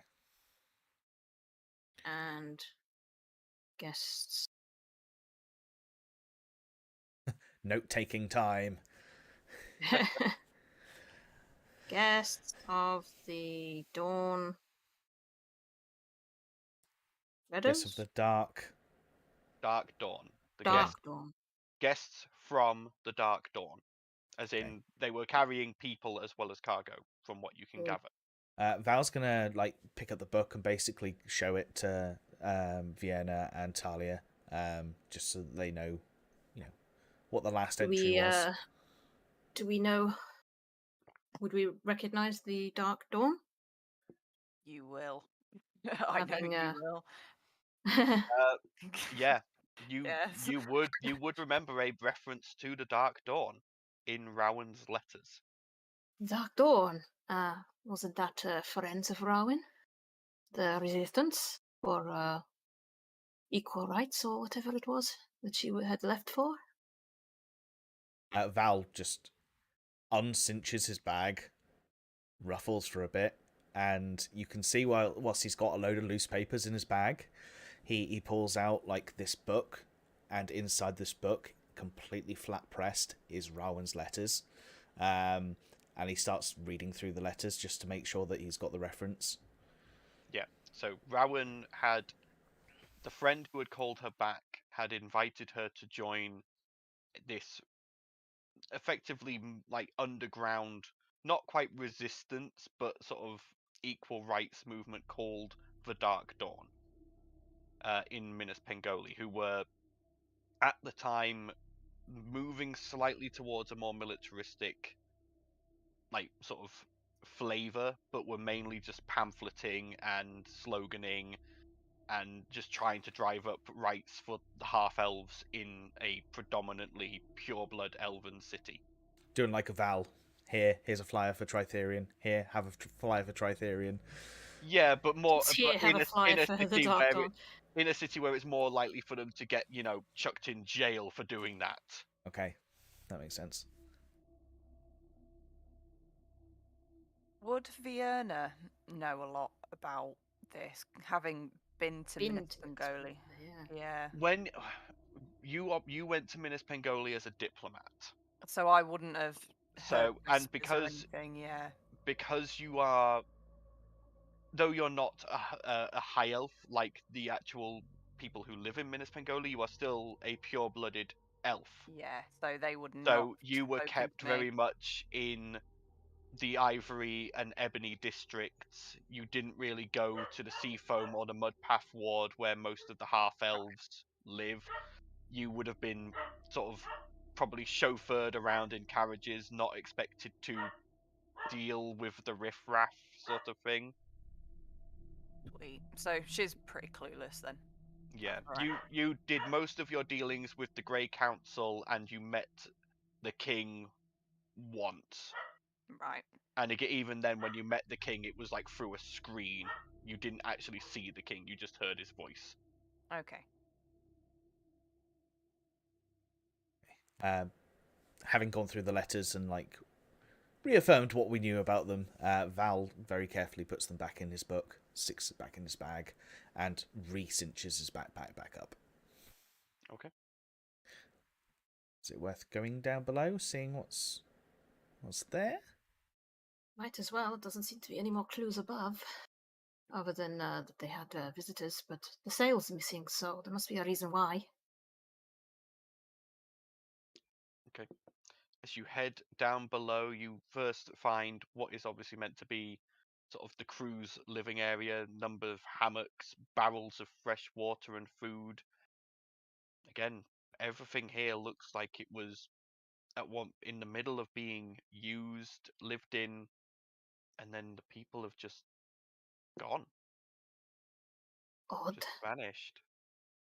No signs of struggle or anything? Roll an investigation check.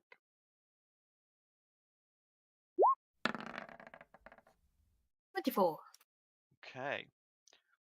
Looking around and sort of checking everything, the food all looks fine, the hammocks all look fine, all the personal belongings are still in like chests and everything. The only thing that sort of catches your attention is boot prints. Hmm. The way the boot prints are moving, you can see that everyone was like down here. You get the feeling probably having a meal, and then they all got up at exactly the same time, and there's almost like marching in perfect order, like scuff prints of boot marks going up onto the top deck. With footprints, like everyone just stood up and decided to leave at exactly the same time with precision. Like, weird. Like, there's no way anyone would. People don't do that. That there must be some kind of outside control. Like, why would they all at exactly the same time? Nobody has exactly the same thoughts at And exactly are the the same gates time. the same, or is it almost like Is it's it like unnatural? military marching? Everything is uniform. Right, so It's it's all not uniform. because people when they marched with different gaits and stuff. I'm guessing it's exactly the same movement. Exactly the same movement. It's almost robotic by the look of what you can glean from the footprints. Like This mass is command, definitely I guess. not natural. Why leave the ship here, though? Why the sails? I don't get it. Is there any further floors down, or are we There is a cargo hold below. okay? Check down there first. Val will probably go down. Yeah. I'll Vienna follow. will I'll go back him downstairs. up. Yeah. No one's going down there As alone. you go down, there is just a tiniest bit of sunlight leaking in from above through like the grill that the hold is normally filled and emptied through. Mhm. All the cargo is here. Okay. You can see bags and crates of spices. Nothing has been taken or disturbed. So they just get up and leave all of their supplies. I think maybe we should check. I'm just going to say that Val has got his bracelet on at the moment, so he can see what's going on with a bit of light. Is there any space where if all the cargo's stacked up, is there a space where there's a significant thing missing, or is there any cargo that doesn't match the rest of the cargo? Roll an investigation check. Cool. Nope. Don't see a thing. From what you can tell, this looks like it's all the same, all packed properly. Okay. We should check whether there's any rowboats, you know, like they must have left somehow. Are any of them missing from their awnings? Or like escape You know, I'm assuming a boats. big cargo, yeah, like an escape boat. I'm sure would be ships tied to the side in case they needed to abandon ship. So you go to the top deck? Yeah. Mhm. Yeah, you go to Vienna the will top deck. stay in the cargo and actually have a look round. Okay. Vienna, roll me an investigation check then, please. Investigation. 19.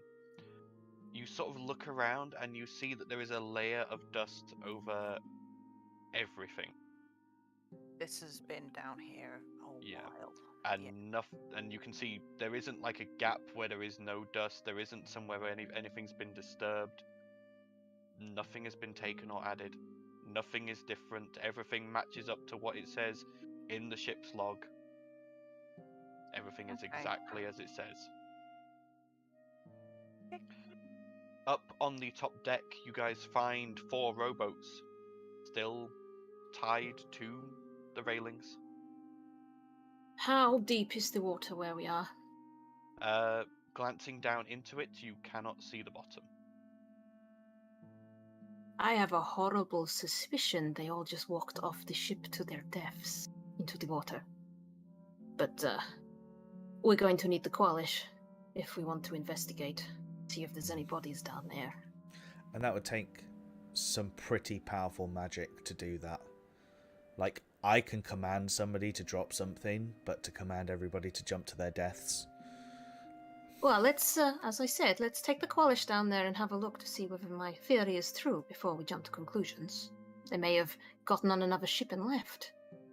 Doesn't necessarily mean they jumped off. I'm just concerned that they may have, considering the fact that they all got up and moved at the same time. Let's go and see if we can get Xandor to take us down there with the Qualish. Let's head back to the misadventure. Where's Vienna? She's still down below. We should wait till she comes back up the top. And can we take a break there? Yes. Yes. Right on the 2-hour mark. Boom. Just like breathe in and choke on my own spit. On that spooky moment, we are going to take a quick break, everybody. Feel free to quickly go stretch your legs, get a drink, use the toilet. We'll be back in 5 or 10 minutes. Okie dokie. See you then. Catch you in a minute, guys.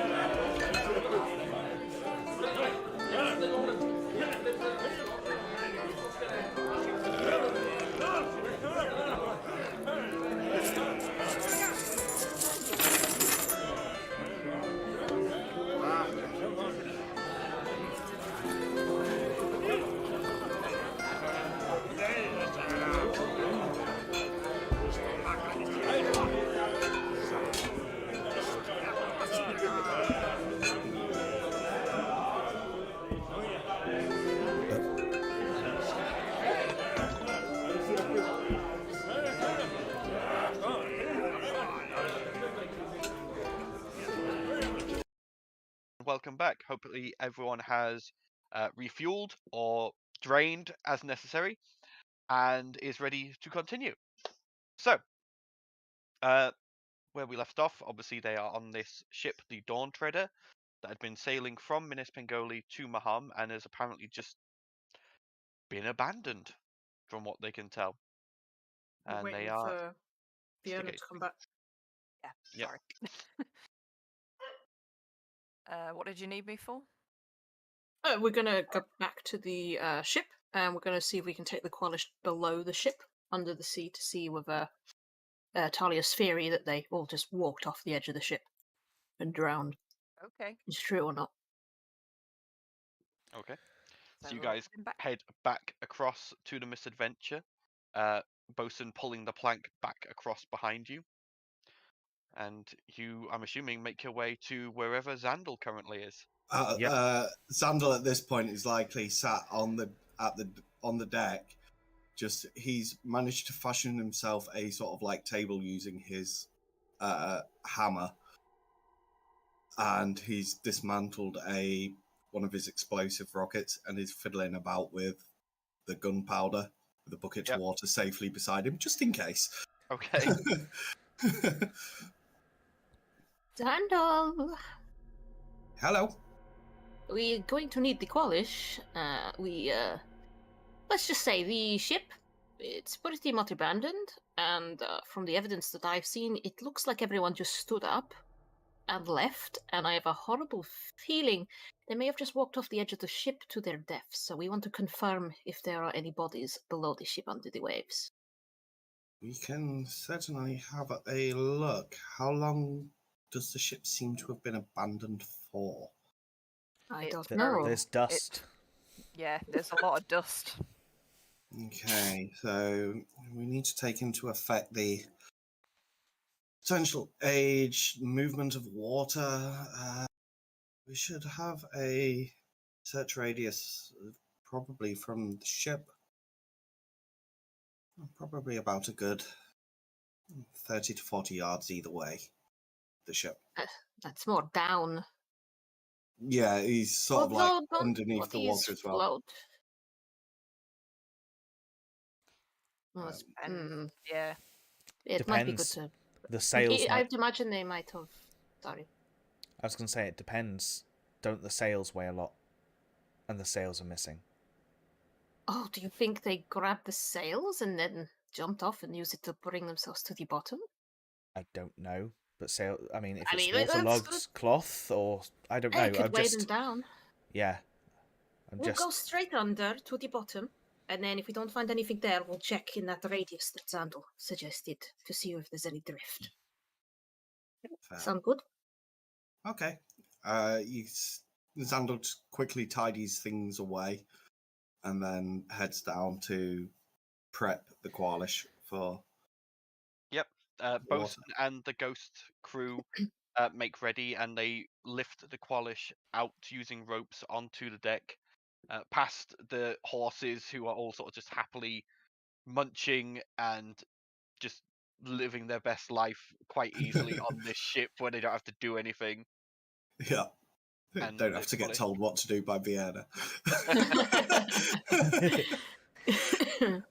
But yes, it is lifted onto the deck and is prepared, ready for you to just walk off the side. Yeah, which pretty much do. How deep would you say the water is? Would it be deep enough for Emily's sonar to basically come into play? Yes, the ocean here, you cannot see the bottom. Yeah, so Emily's gonna go into the water herself. Xandal's gonna activate the lights, and then we'll enter the water. Yep. Okay. All right. So you begin slowly going down, down, down.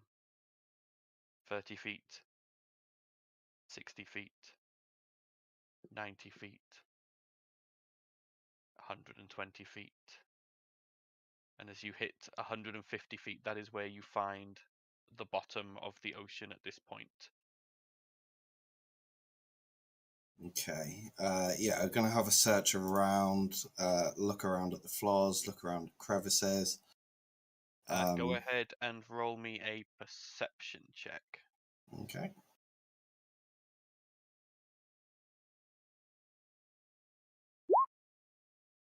Eight. 8. Glancing around, you don't see any bodies. You don't see any evidence of bodies either. No. Would Emily spot anything on her search around? Let me find out.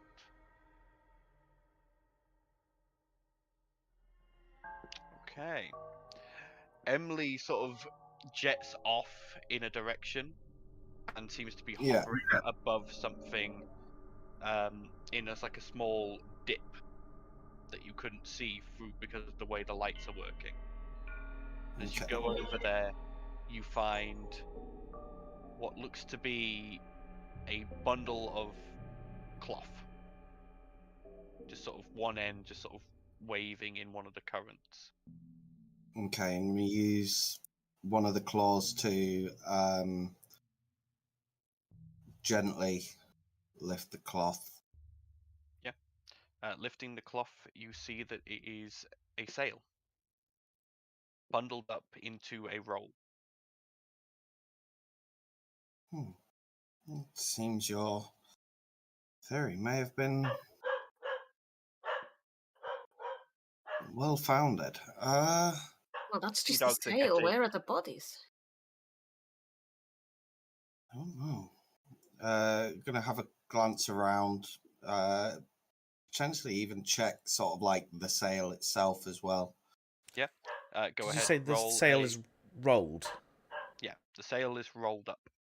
Okay. Is there any way to unroll it as well? It's rolled up tight. You can see there's nothing in Okay. it. Okay. So It's another... it's rolled as like it would be to be stored effectively. Not rolled up gangster style, throwing a body off a bridge somewhere. No. They just rolled it up, chucked it Right. overboard, and then jumped Uh, after it. So anyone who's in the Qualish can make a perception check to see what else you can all see.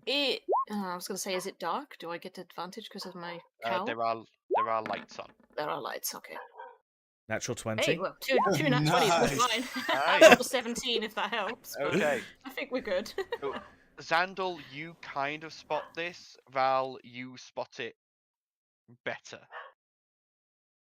There is in this sort of hollow like sort of dip in the sea floor continues for a good distance, heading sort of northwest, and you can see that the ground there has been disturbed, and you can't say for certain, Val, but you almost think it's footprints. But Okay. you can't say for certain. The water has eroded at the sand long enough that since it has been past, it could just be drags or anything. Yes, the dogs are all right. They're just being noisy. Is that beauty as well? No, it's just Jaffa. So Val is gonna point it One out. Yeah, I think Xandal will as well. He'd sort of like point in the general direction at least.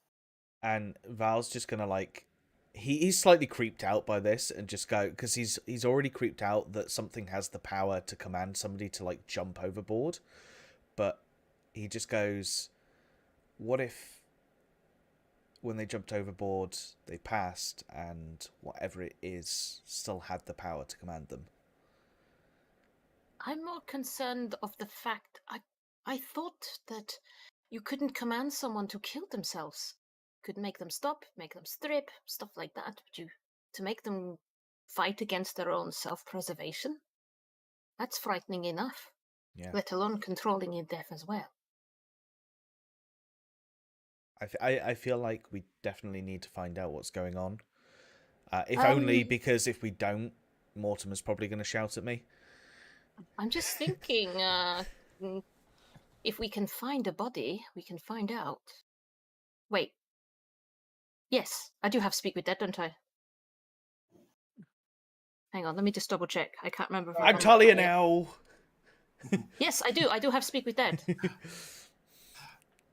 Anyway, sorry, what did I miss there? I disconnected. I was just saying that if how frightening it is that someone could command someone to do something against their self-preservation, because normally command you cannot make someone kill themselves. You can make them strip, drop a weapon, hit someone, but not, And then the thought of them being controlled in death. But I was saying if we can find a body, then I can speak with it.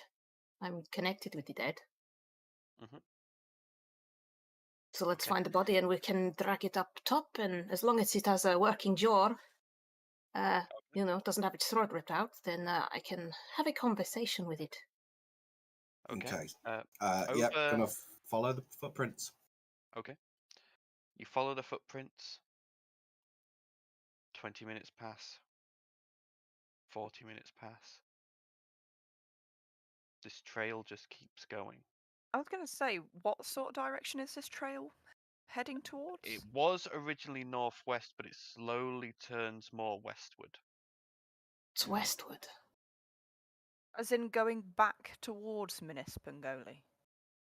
Roughly the right sort of direction, yeah. Well, I mean, if they're dead, they don't need to eat, breathe, sleep. They could just keep walking. Eventually, this sort of lower divot of seafloor that you've been following this trail on ends. And as it raises back up, the trail hits the main seafloor where there's currents, and you lose it. The currents have just washed whatever was there away. We can't wander away from the ship. No, Too far. I think this is a lost cause. I don't think we're Maybe if they're heading in that direction, maybe there might be some clues where we're going. Maybe they were coming from there and now they've turned back that way. Maybe One they were heading thing home. we know for certain, though, Hmm? nothing that breathes air, Indeed, not undead. just water, is doing this. Necromancy, probably. Maybe. It's either that or someone's got a whole bunch of haggers.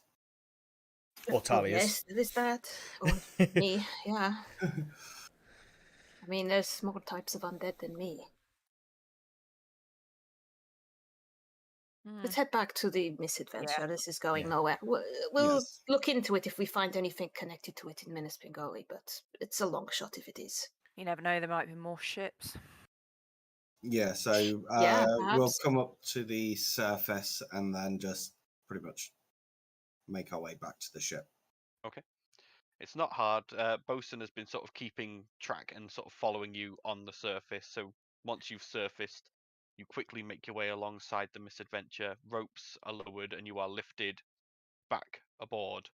You all make your way out of the Qualish, and it is then quickly lowered and stored back in the hold. Okay. The ship continues on ever westward, heading towards Minas Pangoli, and night once again begins to fall. As you can now see on the horizon the edge of this bay that you have been crossing. You can see the next sort of bit of land coast that you're going to be moving alongside. As night falls, are you guys setting a watch again? I'll keep watch above. Yeah. Yeah, you'll keep your normal watch. Okay. Yeah, Xandal will help. He's also going to be fiddling with his gunpowder. Okay. 4 hours awake, 4 hours docile. Okay. Yeah.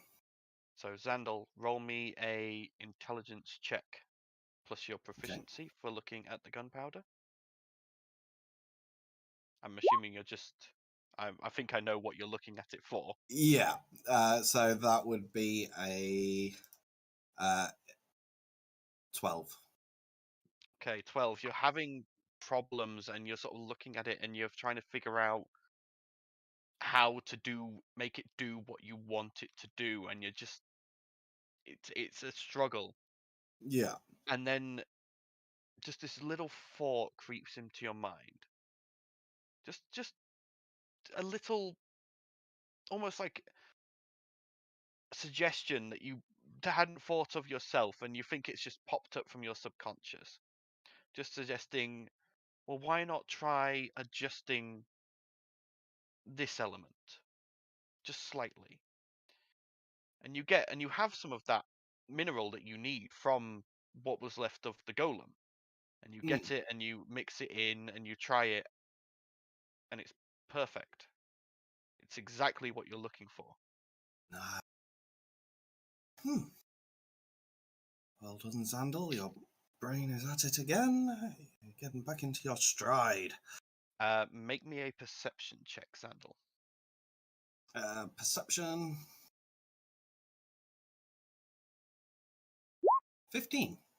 15, just out of the corner of your eye, just in the gap between your glove and the sleeve on your left arm. You briefly think you spot movement on your skin. Just for a moment. I'm gonna carefully just kind of like peel back the glove just a little bit and look down. That strange eye-shaped sigil is still there. Exactly where you left it under the glove.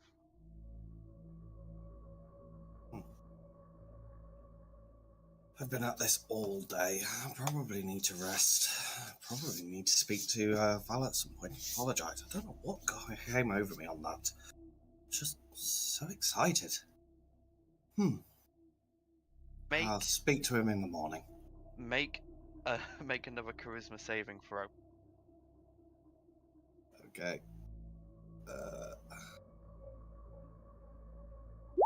17. 17, okay.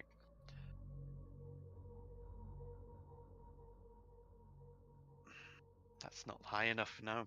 Oh, no! How fucking high is the DC on this? Jesus!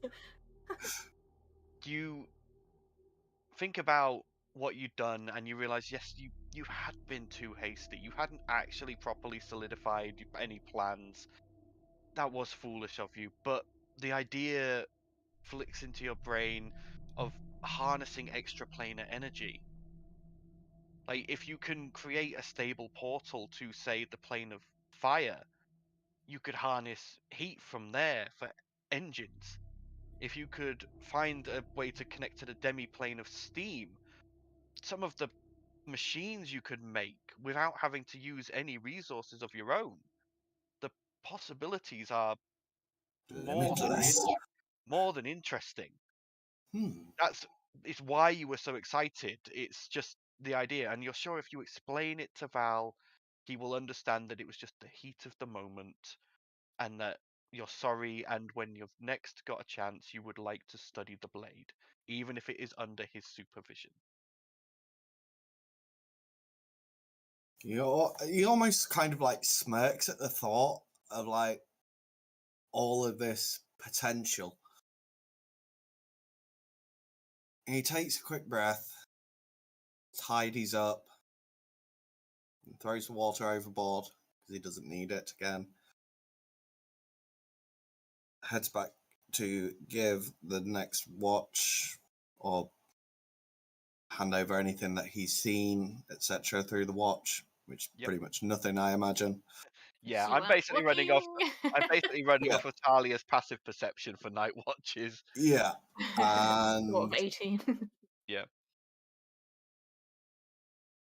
Out of curiosity, though, because everyone's now more on edge around Zandal, would anyone have been watching Zandal?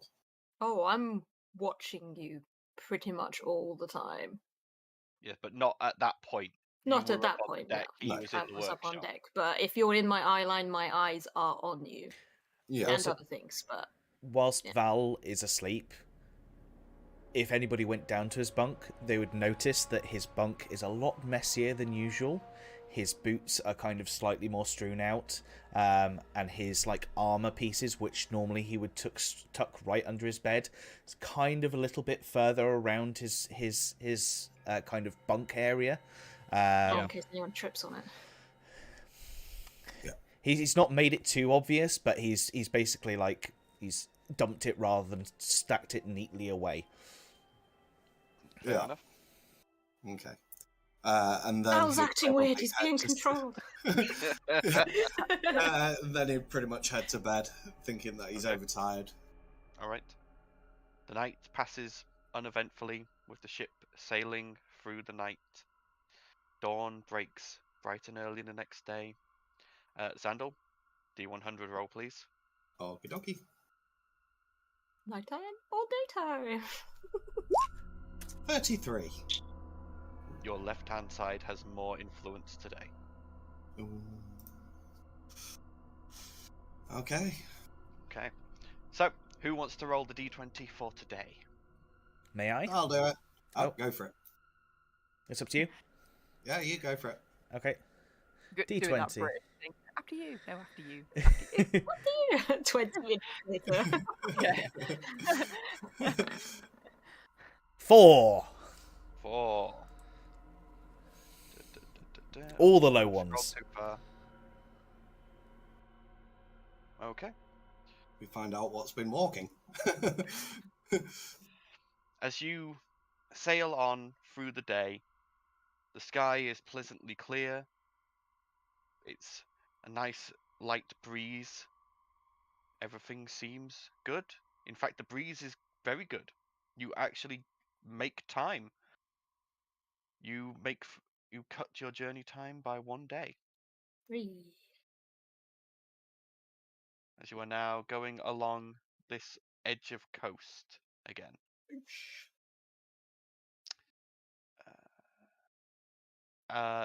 Blossom, what are you doing during this day? Probably just looking out on deck. Okay.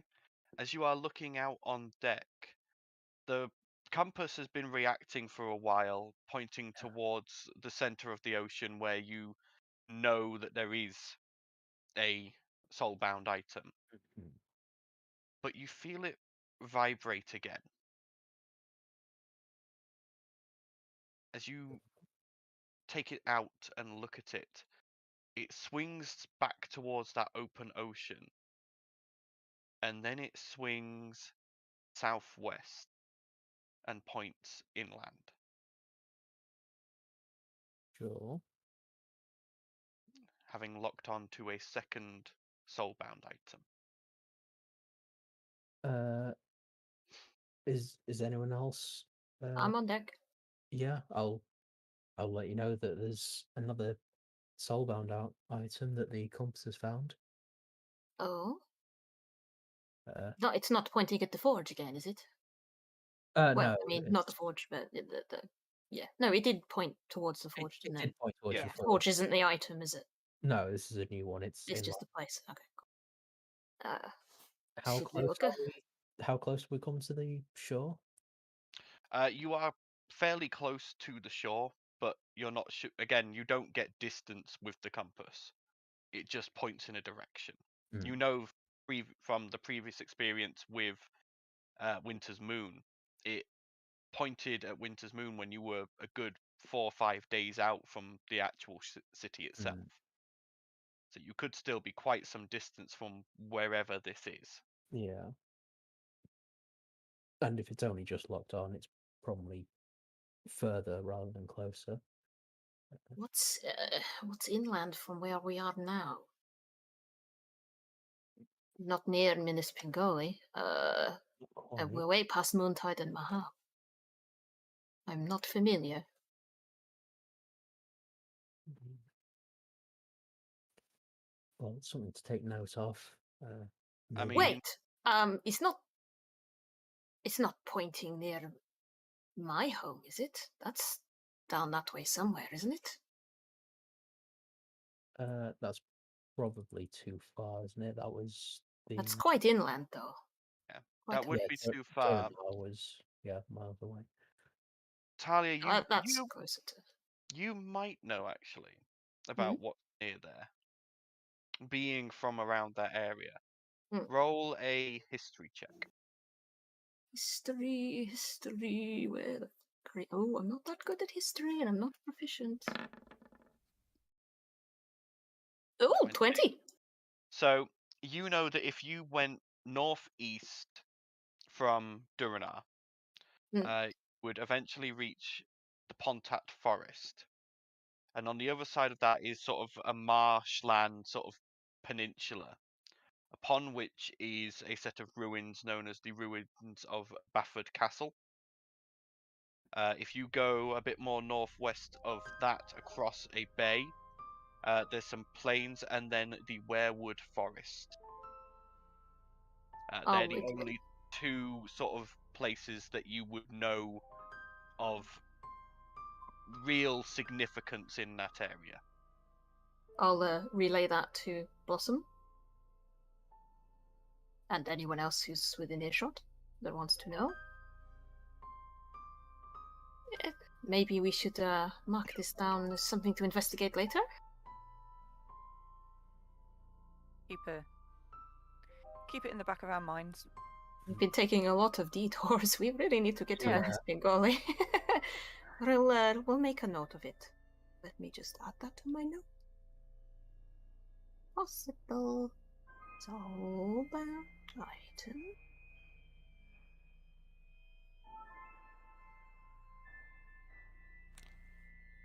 In areas. As this interaction's Near happened Durana. upstairs, Mhm. I'm guessing is Xandal's back down in his workshop at this point? Yeah, pretty much. Val's gonna go to the workshop Okay. and just see what Xandal's up to and kind of say morning sort of thing. Okay.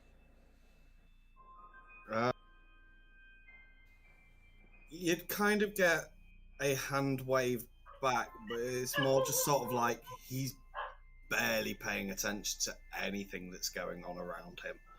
He seems so focused on what he's doing now. I.e., he's fiddling with the gunpowder. He's also fiddling with various mechanical equipment that he's been working on. It almost seems like, whereas Xandal normally kind of like loses himself in something, it's like he's just dived down the rabbit hole even deeper. Almost. Okay, and Val's gonna go, how's the wrist? It's fine. Are we going to talk about this? In a moment. He's literally stood there in the doorway with the portal dagger in his hand. We're going to talk about the other night? Hang on. Let me just put this away. And he kind of like tidies up a little bit. He's just making sure that nothing really blows up if left unattended. Making sure nothing volatile left out. Yeah, pretty much. And he kind of turns around and his eyes immediately fall to the dagger. And he's like, huh. Yes, that. Yes, that. What was so important that you needed to see this during the night? I get lost in my work, my ideas sometimes, and I tend to sort of like, how do you put it? I tend to get quite excited by various things. And an idea cropped to me, and I kind of lost myself in that moment. I didn't mean to cause any harm or offense. I mean, you know that I respect you a great deal. And it's possibilities of planar travel that excite me. Maybe. And Val sits there, eyes kind of slightly open up and go, planar travel? That's not something I've ever mentioned with the portal dagger. We haven't. You've seen me open portals. Yes, I'm attuned to it, so I know its capabilities. How do you? I don't. That's why I wanted to look at it. I mean, I've seen you open from one space to another. But what if you can open that space and the other space between various dimensions? It could just be a portal dagger. You're the one who's just raised that. It's Xandal, in your head you have the thought of, but it's spatial magic. Spatial magic of any Val kind doesn't understand could it be- very well, so Yeah, spatial magic of any kind could link into planar magic. So studying that could lead you to greater breakthroughs in planar magic. And he will explain that in his sort of like roundabout way. And the entire time he's not taking his eyes off the dagger at all.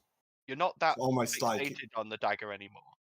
it's more like he's not looking at it like longingly. He's looking at it as if to sort of like he's trying to judge it. He's trying to work it out from where he's sat. Yeah. As he's explaining it. just to query, the dagger is also a dagger, isn't it? It's not just. It is sharp. Yeah. It can cut things. It is sharp. Yeah. Val's going to go and sit next to Xandal on his wooden desk. Slam. You've got 15 minutes. Really? Oh, thank you. Not enough time with to attune to it, but enough time to look he- at it. Yeah, he pulls out his pearl and he pretty much casts Identify on it. Yeah, Like okay. instantly. So you get the knowledge that we Yeah. obviously know about the dagger already. The fact that it can cut portals between space and once per week can cut the portal to another plane. Which is your 15-minute idea, Val. He did not have a clue that it would actually do It's an that. He's attunement. like, It's an attunement item, so it takes an hour to attune to it. Yeah. So that's why he's got 15 Oh, minutes. so you weren't no. that you just didn't want him to be able to use it. No. not that I you didn't want him tried to to stop grab it and attune to it whilst he is investigating it. Yeah, no, but he now knows what the dagger can actually do. Yeah. And he gets quite excited. He's like, it actually can. Oh my god, it was just a hunch.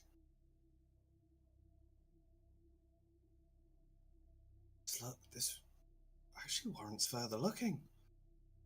Do you realize the possibilities that you have in your hands? And yes. And I pull it out the table. I stick it back in my bag.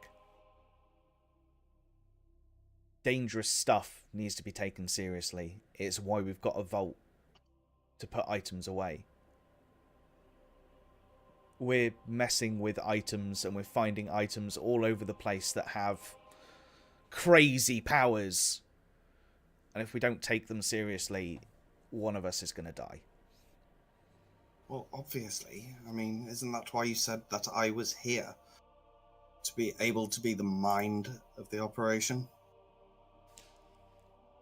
Yes. At the same time, I just want to make sure that you have clarity of mind as well. Of course, I've never You've been been- thinking clearer. Val, make a perception check. That's what Yeah. everyone that's mind controlled said. I never thought Yeah. clearer. It's not sus sounding at all. People who Oh, people who for are God's sake. mad. Generally insane Yep. people say things like, I never thought clearer. Never mind. Nothing to worry about. You say that you're thinking clearly, but you basically tried to rob me the other night, and you came out and wanted fisticuffs with me on the top deck. These are things that lead me to think that you haven't been thinking exactly clearly. And I just want you to go back to the Xandal that I know. And, you know, stop giving yourself such a hard time. You don't have to will. solve everything. It's in my nature, unfortunately. Make sure you get some food. Of course. And Pretty much Val- these two will ensure that. He points back to Gonna the say, two I've robots behind. Emily just sort of goes, "Indeed, I have been making sure that he has been taking in regular sustenance." And she holds up a bag of coffee beans. Hag is That's not probably trying to sustenance. remove it. Like you And- can see, like she's picked up something from the galley and has been just like feeding it to Xandal, but hasn't realised what she's brought. And Val is gonna kind of stand up, put his hand on his shoulder like he normally does. But just as his hand comes off, Divine Sense, detect good and evil. Okay. So divine sense allows you to sense fiend, fae, or undead. I know it wouldn't actually detect what I want to detect. I'm just saying that's what he would do. He's trying to sense if they're, through his own spirituality, if he can detect something going on with Xandal.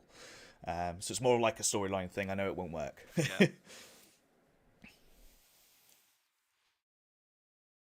Go ahead and roll a wisdom check for me. Okay.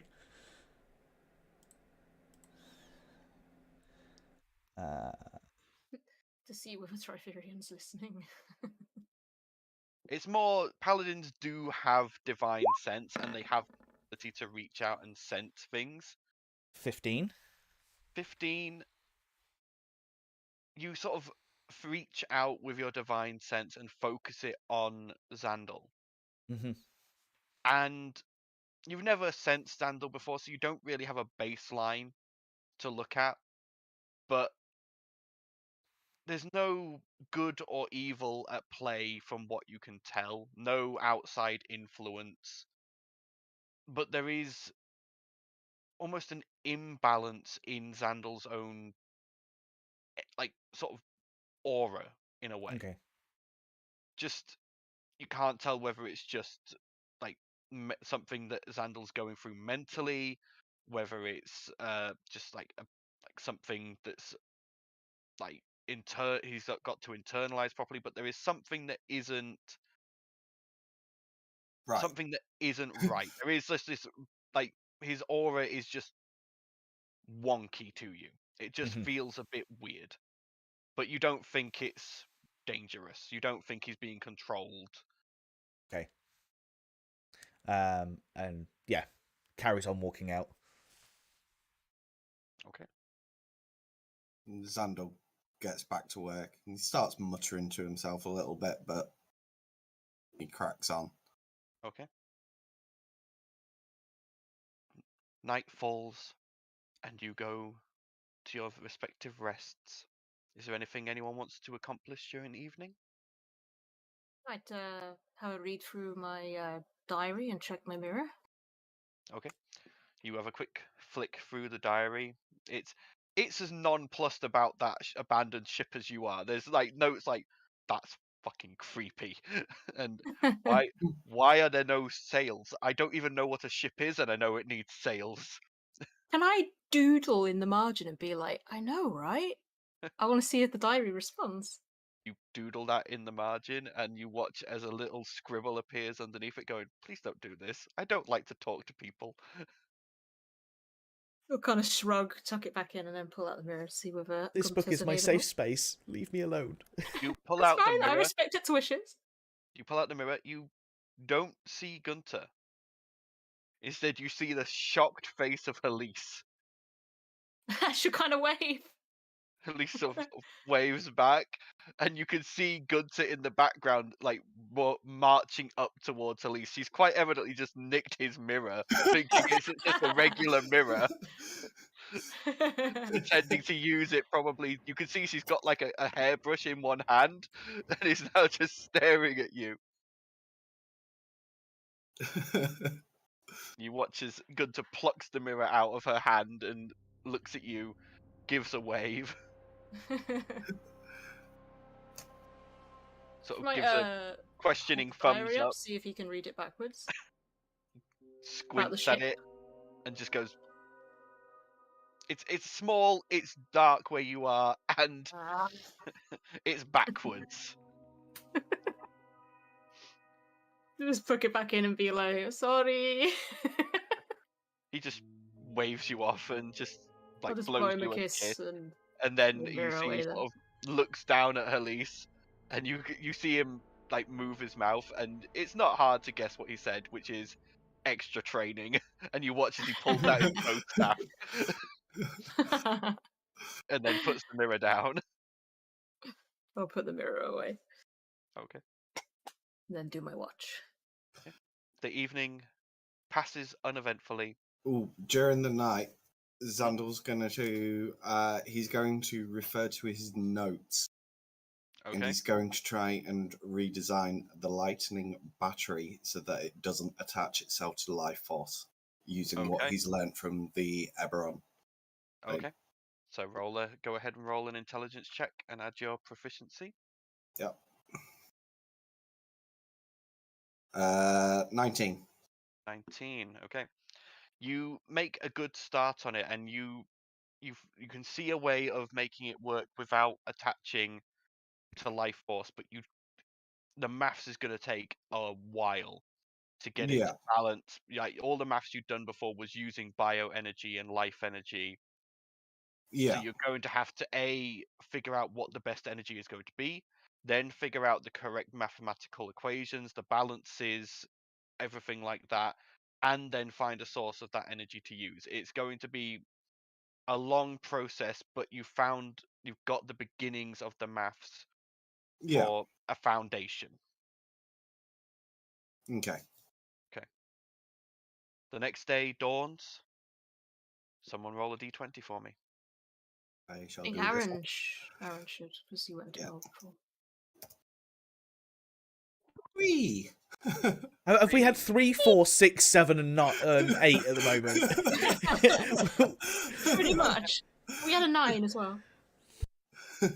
As you guys are sailing along, about mid-morning, you can see you're sort of moving along this sort of coastal area now, and you can see in the coastal side of things, in the distance, a set of sort of coastal caves, large enough for a ship to sail into.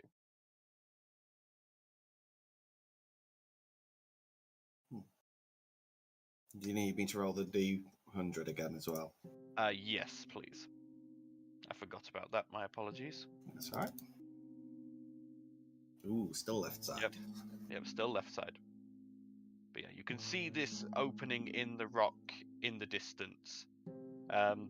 Bosun sort of looks over it and goes, do we want to take a closer look at that, or are we just sailing past? I mean, it's just a cave. Is it roughly Alright. in the direction that the footsteps were going off to? You don't know. The Okay. footsteps were heading in Excuse this me one general moment. direction, but you've since sailed a number of days.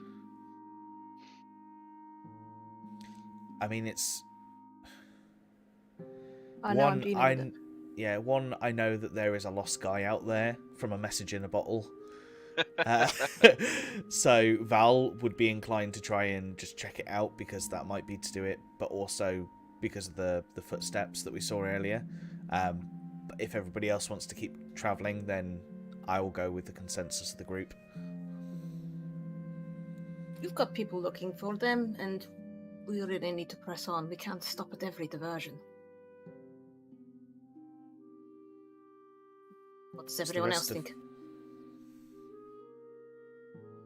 I'm not in a rush, but I'll go with what the general consensus is. Sandal's still in his workshop. He's working on about 3 different projects all at once, just increasingly getting grumpier and grumpier with the whole thing. We got one yes, 2 no, 2 maybes, 1 no, 1 abstain. Blossom? We don't know if there's anything in there. It could just be a waste of time. You can always have a glance, a passing glance at best. Sure. Alright, I'll sail a bit closer, but not aiming to go in. Aye. Bosun, adjust your course slightly. As you sail closer to these set of caves, now that you've got a better angle, you can see within there are structures and a number of ships.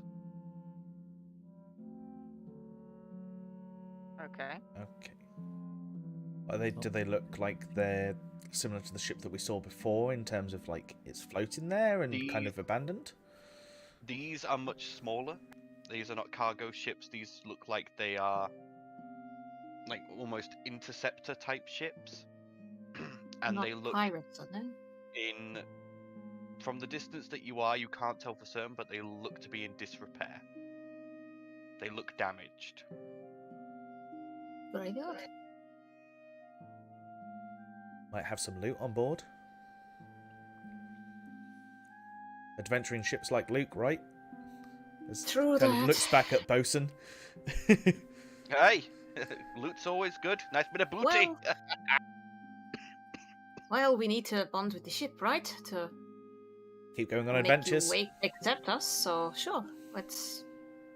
What the hey? Let's go look. All Let's right. go see this boat. Hey. And as you sail closer and closer, Blossom, you catch this first. A smell hits your nose. Rot.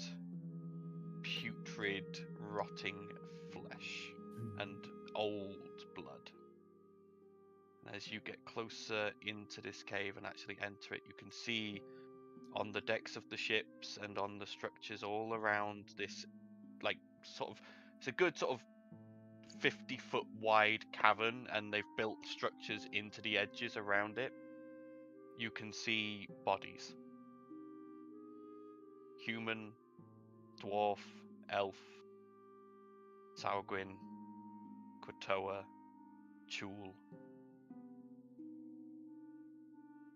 Just strewn all over the place, floating, bloated in the water.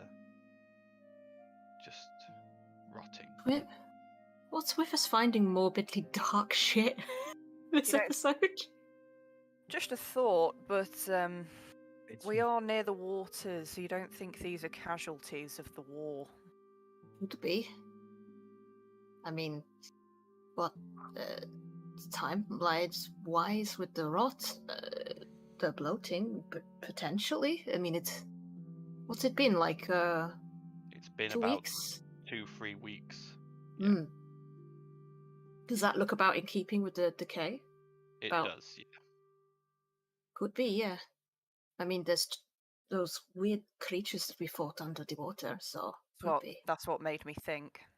Maybe it's the spoils of war. Potentially, but we can't leave this rot here. We should burn the ships. Check them for loot first, but we should burn them. Lest there's disease festering. Didn't they say, wasn't the ship, the ancient ship that was down below, didn't they say when they went and had a look for it, a load of stuff had gone missing from it? You don't think... yeah. They did, yes, but you get the feeling that when Barras said that, he was hinting that Inbrook done a bit of looting. Okay. Yes. Let's check the ships over. Be careful. Don't breathe too deeply in case there's already disease. But if we find no loot, we should burn the bodies and the ships. We should also check the ships anyway, because if we're going to set fire to them, we don't want it to be full of gunpowder or something. Yes, exactly why I said check the ships first. Mm-hmm. Okay. I'm trying to remember what role Elauva actually had in the... Elauva was the representative for Minas Pengoli. Yeah. What did she send her? They didn't help, did they? They did. They sent ship and they sent the druid, dragon turtles. Dragon turtles, yeah. Right. Okay. Which you were told were druids, wild, like shapeshifted into dragon turtles. Right. I just couldn't remember, so I was just like, anything to that. They did provide. Elauva herself didn't attend. No. She's, from what you can tell, she's not meant to be a combatant. She's just a member of their council and was chosen to be the representative. Miss Pengoli, yeah. Okay. I think it's probably at this point, because I imagine the smell's just reaching through the entire ship. Oh, yeah. Xandal kind of steps over that. What on earth is that smell? And you just see this scene of carnage all over this cavern, Xandal. What the hell happened in here? War, Xandal, most likely. left over from what word is our theory. Okay. Val kind of looks into his bag, and he's got a couple of Death by Chocolates left, and he's just weighing up, like, if I don't have to breathe, I don't have to smell. But It's Bosun is sort of leant on the wheel, looking around at all this and going, "I'm really glad I'm a spirit." I'm really glad I don't breathe. Meanwhile, Vienna's eyes are just watering, just like, oh. It is that bad that it is. I'm like, if you guys get too close and you're not like taking precautions, it is going to be con saves to avoid throwing up in here. It is that bad. I'm just gonna stop pretending to breathe. Is it worth me flying over to ships, giving them a once over, and then? Well, what I'm coming going to You do, should probably check below. we're going to roll a group investigation check. So if everyone rolls investigation, and then I will tell you what you find as a whole, depending successes to failures. Okay, I'm going to use one of Okay. my Damar Whoa. moves as well 25. to add a +3 to that. So 16 for me. Okay. All the good rolls now. Hey. Okay. So that is a group success. So looking around through everything, you guys find that there was probably about 30 like surface dwelling humanoids here, and it was a group, like an attack group of about 50 individuals, about 30 Quatoa, 15 Sauguin, and then 5 Chuls that come in here. You find the evidence that this was a smuggler base. They were running you can see what looks like the remains of herbs, spices, but they have since gotten damaged in the battle, or the crates have, and they have since been damaged by weather and time. So they are all now completely worthless. What you do find that is useful, Xandal, you do find large stacks of gunpowder and cannonballs. Yeah, I'm going to take that. You would guess that could we probably... potentially get a cannon as well for the ship? There is nowhere on the ship for a cannon, and you hear Bosun go, "Don't bother! I think I'll get cannons eventually anyway." Okay. Yeah, we go on more adventures. Who knows what we'll get from the ship? But there is roughly 300 gold's worth of gunpowder, and there is 25 cannonballs. Okay, I'm going to add that to my other sheet. Yep. We're just going to carry around cannonballs. No, I'm just... Carrying it around. Like... I'm not going to carry them around, but... Haggard just ends up with like a bag. Haggard's new improvised weapon, bag of cannonballs. Yeah. So 25 cannonballs and 300 gold pieces worth of gunpowder. Okay. Which roughly equals out at about 5 big barrels. Yeah. You guys also find Vienna. You find a armory, Nice. which has crossbow bolts. It has rapiers. It has arrows, grappling hooks, harpoons, all that sort of stuff. Fishing spears. Not a huge amount. Probably about 5 of each of the actual like melee weapons, and sort of 100 crossbow bolts in total. But you do find that there. I will call speaking of Talia, because she might find the bolts. Yeah, useful. I just remembered I need to deduct 2 bolts. Yeah. I did have quite a lot because we bought supplies before we left, but extra crossbow bolts are always good. I've still got the stack. I haven't even gone into the stack of 20 that I bought yet. Yeah. Val and Ert, you guys find what you assume was once the leader's room. Again, there's signs of battle in here as well, but no bodies. You assume that they fought their way out and died out with the rest of their group. Okay. But you do find stashed away in under a hidden floorboard, a small chest filled with different amounts, but it equals up to 300 gold pieces worth of coinage. Okay. And finally, Blossom, you sort of looking again through a couple of the ships, find probably 20 barrels of rum. Not Hey, good rum, important stuff. not Ah. good rum, but rum all the same. Did I not find anything? I rolled a 25. Yeah, you were assisting all of that, but that's all Oh. that there is to find of value. It was just there. because you were going like, you found this, you found this, you found this. I didn't know whether you were divvying it up, like No, we each found a specific thing, or... No, Right, no. okay. It was just I was going through all the stuff and just assigning different people to find it. Okie dokie. You guys spend the day quickly moving this stuff back onto the misadventure and stowing it carefully. And then I'm assuming you probably use a couple of the rum barrels to soak bodies, structures, ships. And then throw a few firebolts and whatnot. We're pretty good at setting things on fire. Ooh, why is the Since rum day gone? one. Why is the rum gone? Because it's shit rum. But the rum. You bosun sails out of the cave as the fire catches, and you watch as the night falls, this cave burns and smoke emanates, and for a moment, Val, you're looking at it, and it's almost like you're looking into the nine hells. Yeah. Just Val, fire, death, and brimstone. as we're sailing away, Val will take a few minutes on the top of the deck watching this and give both like a super generic, just saying a few words, hoping that they find their way to whatever gods they have, but also giving a Tritherian one as well, just hoping that everybody can get to where they need to be.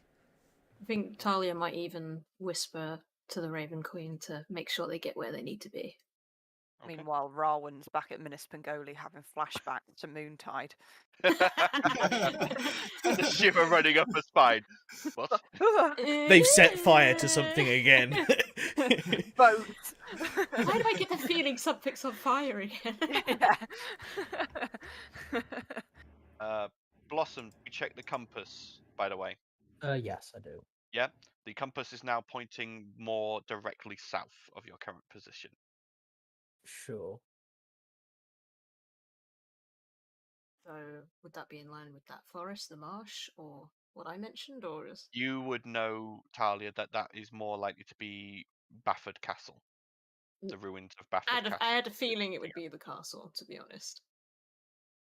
Makes more sense to find something like that in there than in a wood or something. Although we did find that necklace in a stone on an island in the middle of nowhere, so you Yeah. never know, I guess. Random commune with nature thing in the middle of like nowhere, so I mean, I'll reveal where Bafford Castle is, so you guys can now see it. cool. Hmm. Ah, yeah, makes sense.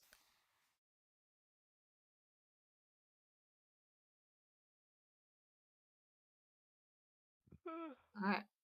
Okay. So as the night once again falls, you guys make your way to your rests, a bit more somber and a bit more melancholy than perhaps you would have been at the beginning of the day. Anything anyone wants to accomplish or do? Or shall I just move to the next day? Is there a place where sort of like we can like take a bath or something?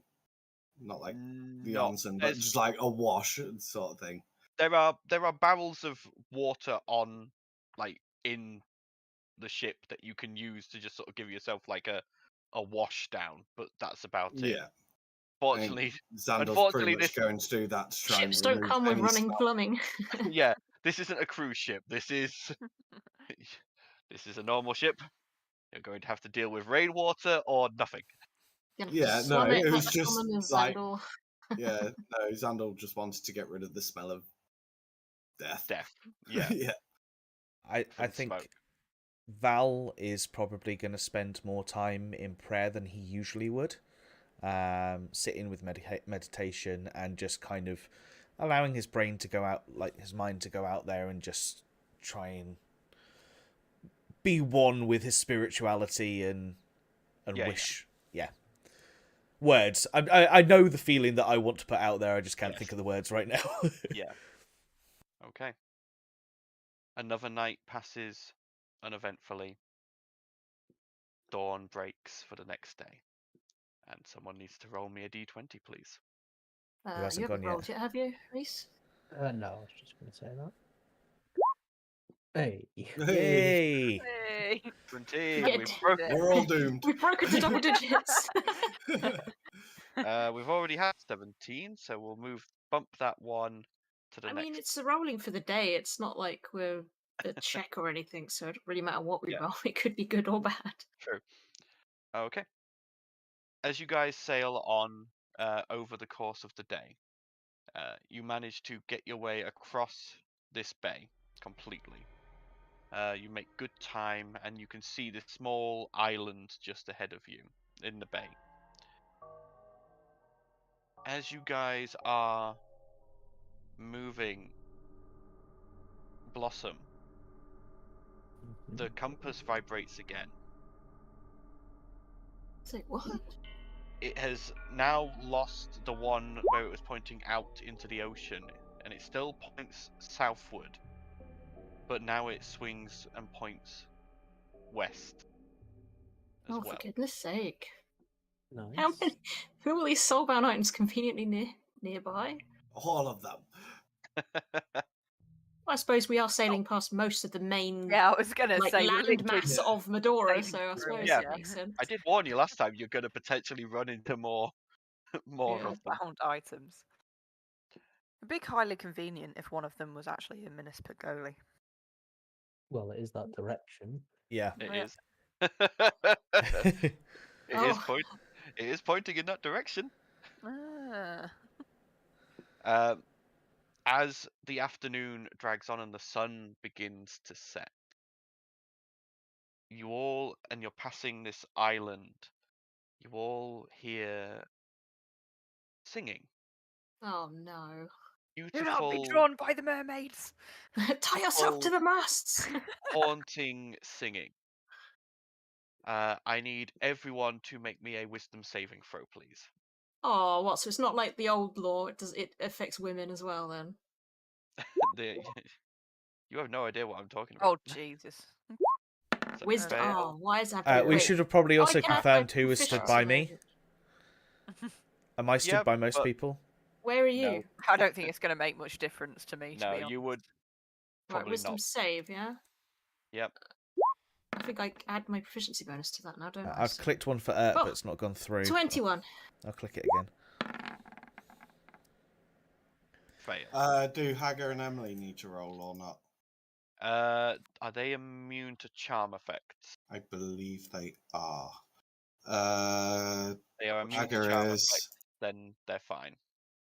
and Emily is also immune to it. Yep, they're fine then. Okay. Okay, so Blossom, Vienna, and Ert, you all go into a daze. And the rest of you, you're hearing this singing and you can feel like the draw of it, but you just sort of go, it's just nice singing. Can I roll again? Yes, Elven Fey Ancestry. I was just thinking then. Hang on a Yeah. minute. Charm. Yes, you do get advantage. Wisdom. Also, according to this, Ert has advantage on wisdom saving throws. Yep. Go ahead, roll Oh. again then. Oh. Pass. Sorry, I've just noticed. And Vienna, no, fail again. Oh, I can't. That's nothing worse than rolling exactly the same. I know. It's like No, I you can roll wouldn't feel again. bad if it was like a nat 1, but So Vienna and Blossom, you have to get closer to this music. You have to. You both start moving towards the edge of the ship. Oh, shit. Intent on getting to this music.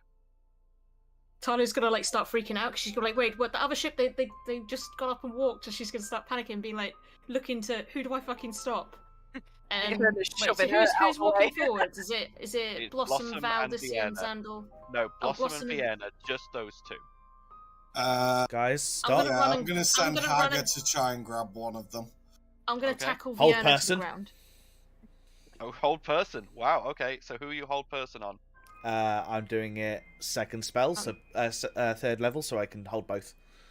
Okay, Oh, so you okay. both need to make wisdom saving throws. Oh, versus- sorry. I didn't hear what was said before. Have two of you I gotten said I was- grappled? Two of them are going to grapple Haggis. them, yeah. Yeah, Okay, I was- ignore the I was- hold person then. I'll let them do that. Okay. Yeah. If they start to go Alright. over the edge, I will hold person Yeah. at that point. So, so who's Hager going to grapple? The one that was it Talia that was grabbing someone? Yeah. I was grabbing Vienna. Okay, Okay. so I'll go for Blossom. All right. So Blossom, you need to make an athletics or acrobatics check. Hager needs to make an athletics check. Oof.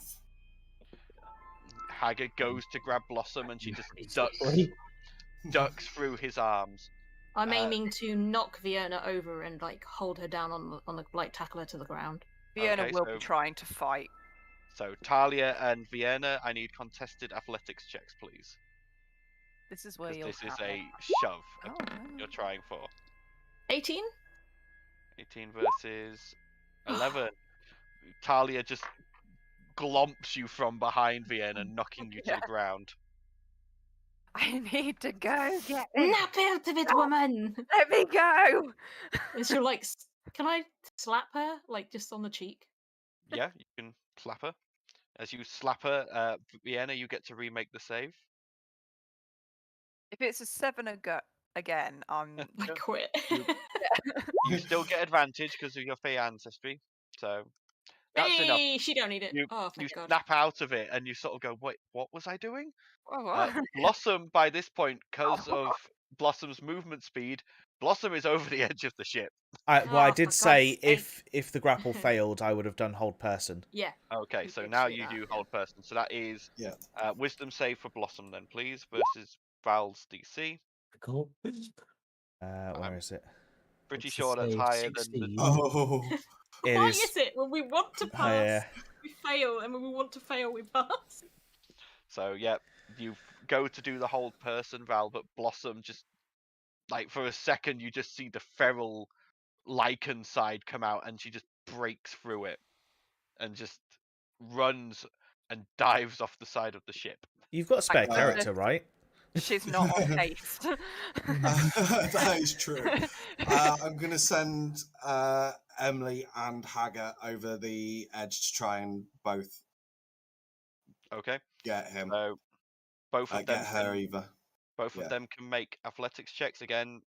Blossom, Yeah. athletics for or acrobatics for you, whichever you choose. I'll just waggle my eyebrows at Fiona and like get off of her. Hager's managed to grab her. Before. Hager Well, I manages got you on to the grab floor. Blossom, and Emily quickly grabs Hager to sort of keep him afloat because you Yeah. know big metal monkey in ocean. Blossom, you can remake the save now. Oh, okay. That is a pass. You snap out to it and look down, and you just in your head all you can think is, why am I wet again? What is it when you're jumping in the water? I thought you were a cat. Hager and Yeah. Emily quickly help you back onto the ship, and Bosun is quickly sailing past as quick as he can.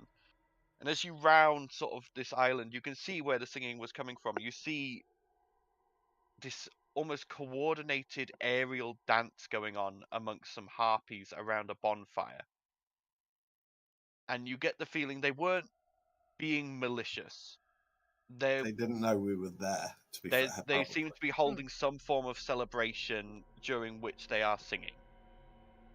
And Bosun quickly sails you past and away from the island until you can no longer hear harpy singing.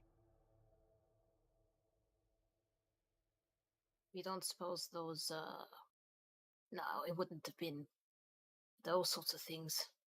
If they they wouldn't- threw their... They wouldn't have taken the sails with them. They would have just jumped Exactly. off the sails, would have still been there. And they would I still just have don't been like the thought. I just rather it was something like that than, you know, powerful, evil shit. And also, like, as we saw, people would still be running off the same way that they would be running off. They wouldn't all be marching. I know, Val. I'm just trying to, you know, not be freaked out. Okay. As night falls completely, You finish crossing the bay, and now you can see the land on your side again as you begin to move northwards to go around the promontory into the bay of Minas Pengoli. You know you've got maybe a day or two left of travel. Anything anyone wants to accomplish this evening? As we're headed north, is the compass still pointing west past Minas Pengoli or more towards? From what you can gather of where Minas Pengoli is and your final destination is, as you are sailing northwards, the compass seems to be pointing at that place. You get the feeling it is pointing at Minas Pengoli. Where's Xandal? Workshop, both working on his notes for the battery and with the gunpowder. He's experimenting on it. I'm gonna come down and just watch you for a bit. Yeah. Vienna He will seems to kind be of in quite a you. cheerful. Yeah, he seems to be in quite a Not cheerful mood. watching like that. It's partly watching him because obviously from what Val said, but also she doesn't like to admit it, but she's fascinated with what he's doing. She always likes to, like when Dargus. None of you correct me. That's how he says. It's it. just so close.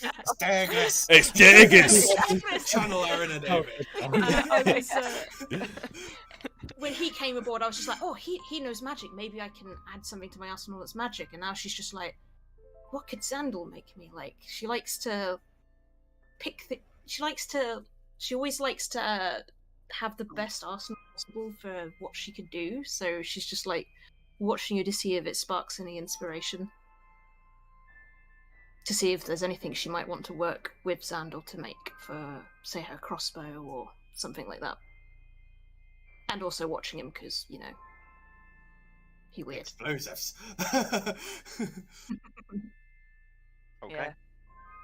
Vienna kind of says to Blossom, you know, when she's looking at the compass, she'll sort of just say, I'm not surprised if there is a soulbound item in Minas Pengoli. There's a lot of high elven influence there. If there's gonna be any major magical items anywhere, it's gonna be there.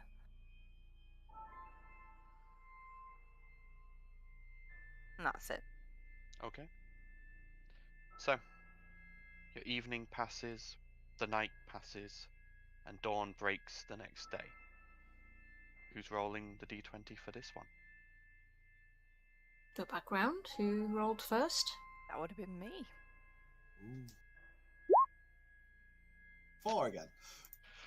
4 again. We've already had a 4, I think. So what is the next? I think we've had nearest? either side as well, haven't we? We had Mhm. 5. We had 3. Is Okay. it 3 or 4 or 6, 7? Do you So, want me to roll again? Yeah. as you guys are heading around this promontory here, you sail without issue for most of the day.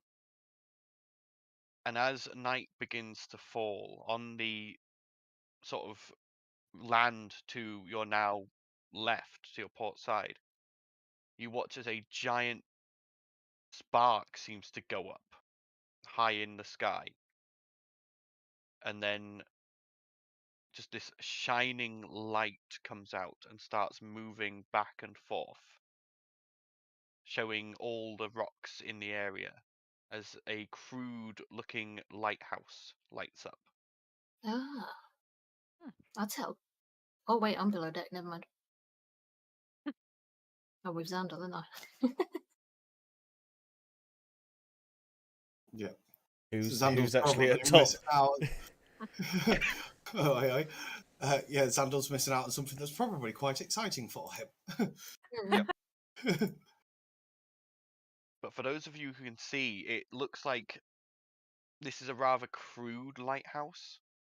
From what you can see, it looks like it's like a giant bonfire has been lit in front of some kind of focusing disc, and then it's just being used to shine this firelight out over this area. Do we see anything else from the light? Is there anything else on the rocks? Is there any other buildings? Or is it literally the only thing we can see is the lighthouse and the light going around? The only thing, the lighthouse is alone. You can just see forest around it and behind it. There doesn't appear to be any buildings or a town. There is just this single, rather dilapidated looking lighthouse, shining light down onto these rocks. Can we see any like figures of people sort of wandering around it, or? Make me a perception check.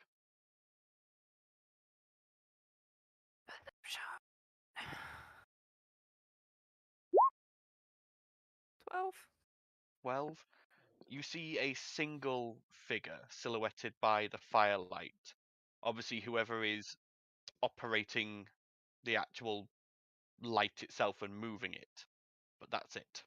You can't tell anything about gender or race from No that. point. Just a Yeah, silhouette looking anymore. figure. That's where Shade's been all this time. Get him. I almost forgot about him. Fiona wouldn't even know who No, Shade Fiona is, would No. she? No. No. You were held prisoner, weren't you? So you would have been Yeah. below before. Fiona was stuck in the cells. We probably would have shouting filled at you God. in as a, Yeah. big bad evil guy to keep an eye out, but Are you guys wanting to do anything else with the lighthouse, or are you just gonna keep sailing? We'll just keep sailing. Okay. At I least think Fiona while we're doesn't working care. downstairs, with Talia paying an interest in what we've got going on, I will potentially just sort of like at least assess her crossbow and see whether it would fit an explosive round or two. oh yeah, gimme. Okay. Roll an intelligence check then, Xandal. Yeah. Thinking more Gatling crossbow, but exploding's good, just as good. Talia just became so much more dangerous. See if you can make something better than my spell I made with daggers. 11.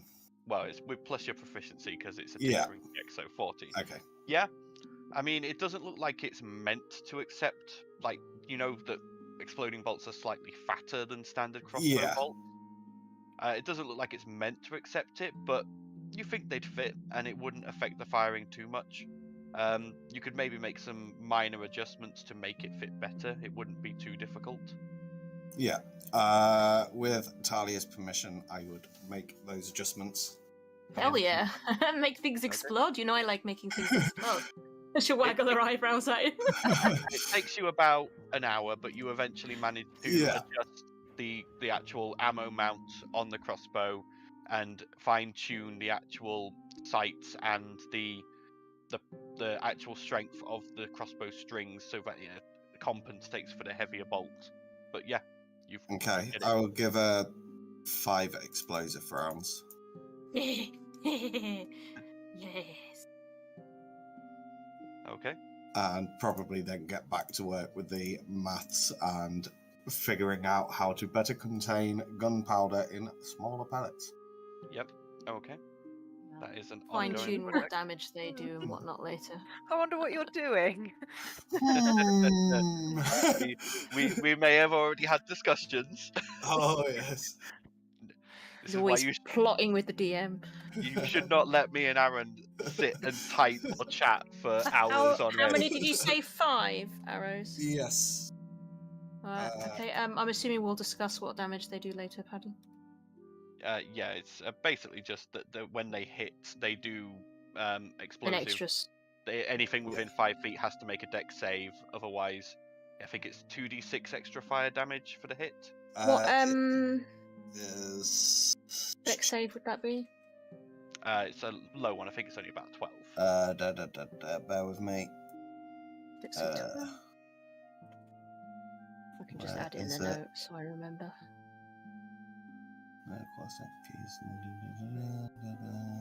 Let me just try it with the light crossbow quickly. So it's 1d8 damage. It's DC 13. Yeah, so it's How just many? an extra d8 damage. Oh. and it's a DC 13 Dex save. So 1d8. What should I just say? 1d8 fire damage, yeah? Yeah. Yeah. Okay. That'll do. So on hit, Dex save 13, 1d8 fire damage. And I'm assuming on save half as much. Yeah. Yeah. Yeah, and it's anything within 5 feet of the target has to do that. Or for the fire damage. Yeah. Anything around 5 feet makes it. Okay. Okay, cool. Add. The night passes, and dawn rises the next day. Someone roll a d20 for me, for what could be potentially your last day of travel. Was I the one that went after Steph? It was You were. Yeah. No, So it It was was you, Talia. then it was me, then you, and then Aaron, then Reese, I think. do you want to roll or shall I do it? I don't mind. Let me drop a die. 6? We've had 6, We have. I think. We have. We've had 7 as well. I think I'm I rolled. going- And we've I had think we've 5. had 8 as well. I was going to say, I think our dice are wasted. I'm going. Maybe Paddy should just roll for this one. I've- He hasn't rolled I've- yet. Oh, no, I've picked one. I've picked one that Okay. I like the look of. So as you guys Okay. are sailing during the day, you're moving along the coast consistently now, and you can see the beginnings of the tops of an ivory and an ebony tower in the distance on the horizon, which you, Vienna, would know is Minas Cyrodiil. Tirith. Yeah. At about 10 in the morning, you all see a figure on the coastline run out to a small rowboat and begin rowing out towards the misadventure. As it rows closer and closer, there is the figure is dressed in a heavy coat, done up completely, and wearing a very floppy fisherman's hat, obscuring their features. And when the boat rows up near enough to the misadventure as it's sailing along, you hear a voice go, "Hey! Hey, you! Do you want any fish? Fresh fish! Fresh caught fish!" I mean, Not really. Would you like What? to let us land, dock up first? You're No, very no. keen. Got fish here, got fish here. And you can see in the boat, it has a number of fish in a bucket. I was half expecting, because you said he was wearing a thick jacket, to go like this and have fish like inside his jacket. I was sitting there thinking he's got his coat up really tight. He's talking in a weird voice with a hat. Is this three kobolds and a coat? three kobolds in a trench coat. How did you guess? Is that it? As you are stood there, and you've said these things, you hear a second voice, barely hear it. So go, Oh, I Don't was be joking. don't be too hasty. Shut up. How One many fish, of you are fresh there? fish. Oh, Only me. One me. Me, yes, me. One. And the other two, what are their names? What's over two?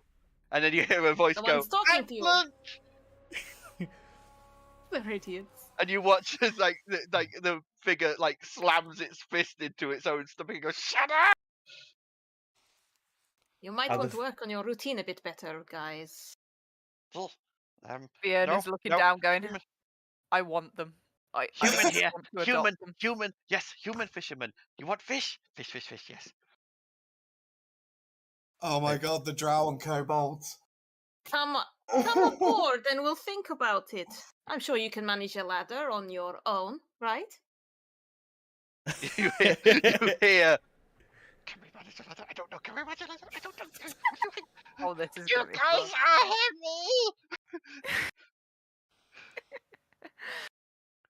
Oh. Yes, I can manage a ladder. Please lower. Ladder. Also, lower the ladder. Let them up. Aye. And the ladder rolls down. And you watch as It is quite evidently 3 separate creatures climbing a ladder at the same time, When they but get up try to the look top like one creature. and The bottom try and half is like a step bit on... slower, and they keep doing that. Yeah. It when they come up- concertinas, yeah. Yeah. It's like When they crawling come up and they go to step on the deck, I'm going to put my foot out to trip them up. Okay, roll an attack roll. What, just like unarmed? Yep. Just roll a d20. We'll see what you get. Roll Yeah, a 'cause I d20 and can't- add your dex. That would be... Oh God, I don't know what I've rolled, but it's a +7. 15. 22. Yep. So you stick your foot out and you trip them Wait, up. +3, sorry, I'm looking at the wrong Yep. thing. +7 is saving throw, it's not... Okay. Still enough. And you watch as it just collapses, and the poor bucket of fish, which had like a couple of decent sized, nice looking like tuna in it, just goes spilling across the deck. Fish flapping all over the place. And this figure just crumples to the floor, and you watch as 3 distinct red-scaled bodies come flying out. One still wearing the hat, another wearing the coat, and one just wearing a big pair of boots. And they go, "Ah!" I knew it. Vienna will help put the she'll Yeah, actually we'll help put them the out. fish We'll help them out. I back weren't trying to be into like the bucket. mean. And you can see they've huddled together near the middle mast, and they are like they've each pulled out this tiny little dagger, and they're both all staring at you, going, "No hurt us, please, We're no not hurt." trying to hurt you, silly things. I have nothing against kobolds. But you need to be careful Xandal will doing give things him a like gold this. piece.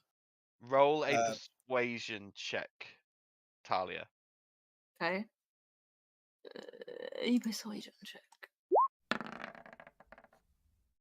12? 12. Okay. They sort of go. You can see that they're willing to hear you out, but they're still not being trusting. They haven't put the blades away. And the blades, by the way, are awful. They're like sailors. They look like they're pretty much blunt, but it's giving them, a security at the moment. Xandal will go over with a gold piece. He'll offer him the gold piece for the damage to the fish. He'll also offer to sharpen their blades for them. Or we also do have the blades that we gathered from the shipwrecks. So we could exchange them. Diana, wouldn't it be really cool if we had some kobolds in our crew? One of them is the gold piece off of you, Xandal, and looks at it and bites it and goes, "Oh, shiny." And looks at you and goes, "Fish for you," and hands you the whole bucket of fish. Thank you. They're very good fish. You've done wonderful fishing. Yeah. We good fishing. Why are you pretending to be not who you are? Why are you... Why all this foreplay to bring us fish and try and sell us fish? You watch as one of them. You can see it's the wrong word, but... they're each distinct in their own way. One's got little sort of horns. The other has got like a scar through one eye, and the last one has sort of like frills coming out of his chin. And the one with frills goes, "People no like kobolds. No. They don't like us. No like us. So we make living by fishing, and we sell fish to passing by ships. But if we go as kobolds, they normally throw things at us. So we go as fishermen, and then they buy our fish, and then we can buy bread from traders, and it's tasty." How would you like to make a better living? I know a kobold that could teach you many wonderful things. You could work on our ship. Kobolds? I have a kobold friend. His name is Nut. No. Nut. I am Wink. Not Wink. The next one goes, "I am Blink," and the third one goes, "I am Think." I can see you're the smart one of the group, and points to Think. Think looks at you and then turns to Blink and goes, "He's talking to you." I love these guys. I want them so Wait, bad.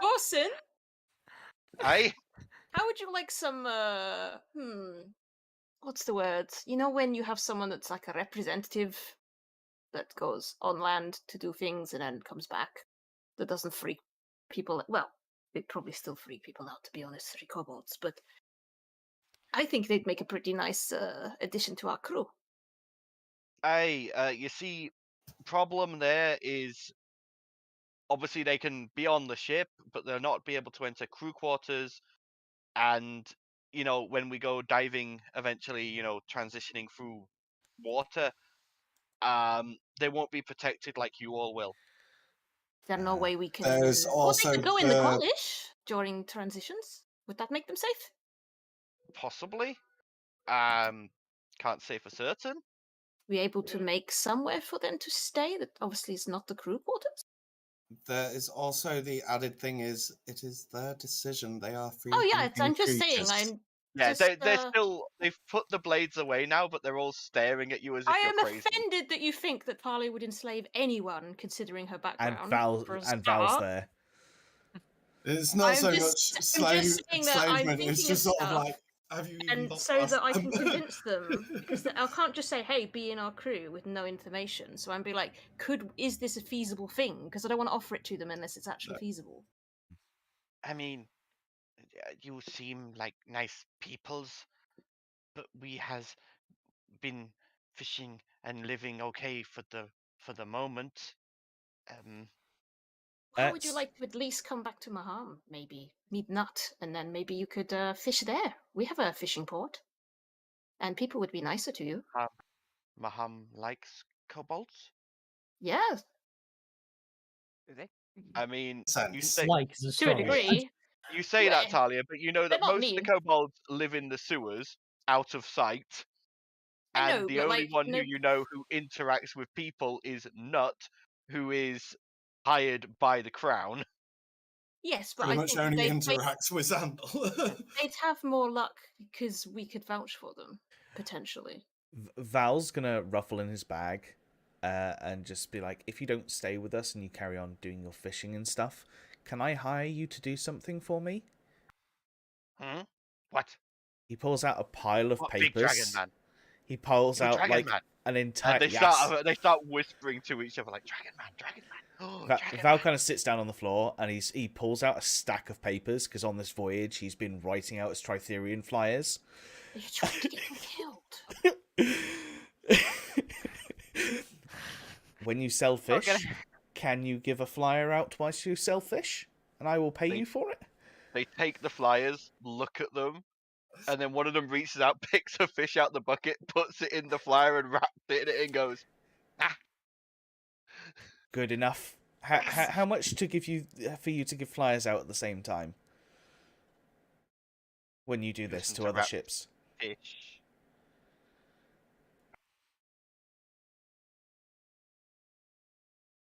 You see, they don't seem to comprehend what you're asking of them at all.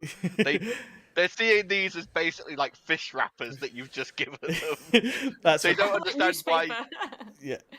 They don't understand why you should be paying them to give them things to wrap their fish in to sell to other people. That's fine. Understanding or not, it's still going to get the word out, and Val just goes in his And the coin. paper's gonna be all fish greasy and unreadable. I mean, It I've attempts that. Yeah. I've handed these flyers off in worse ways. True. Val just gets like 3 gold coins, and says, "Will this be enough?" They What's the each take kobold one crew? and look at them and go, Dragon Man, give us part of Horde, yes!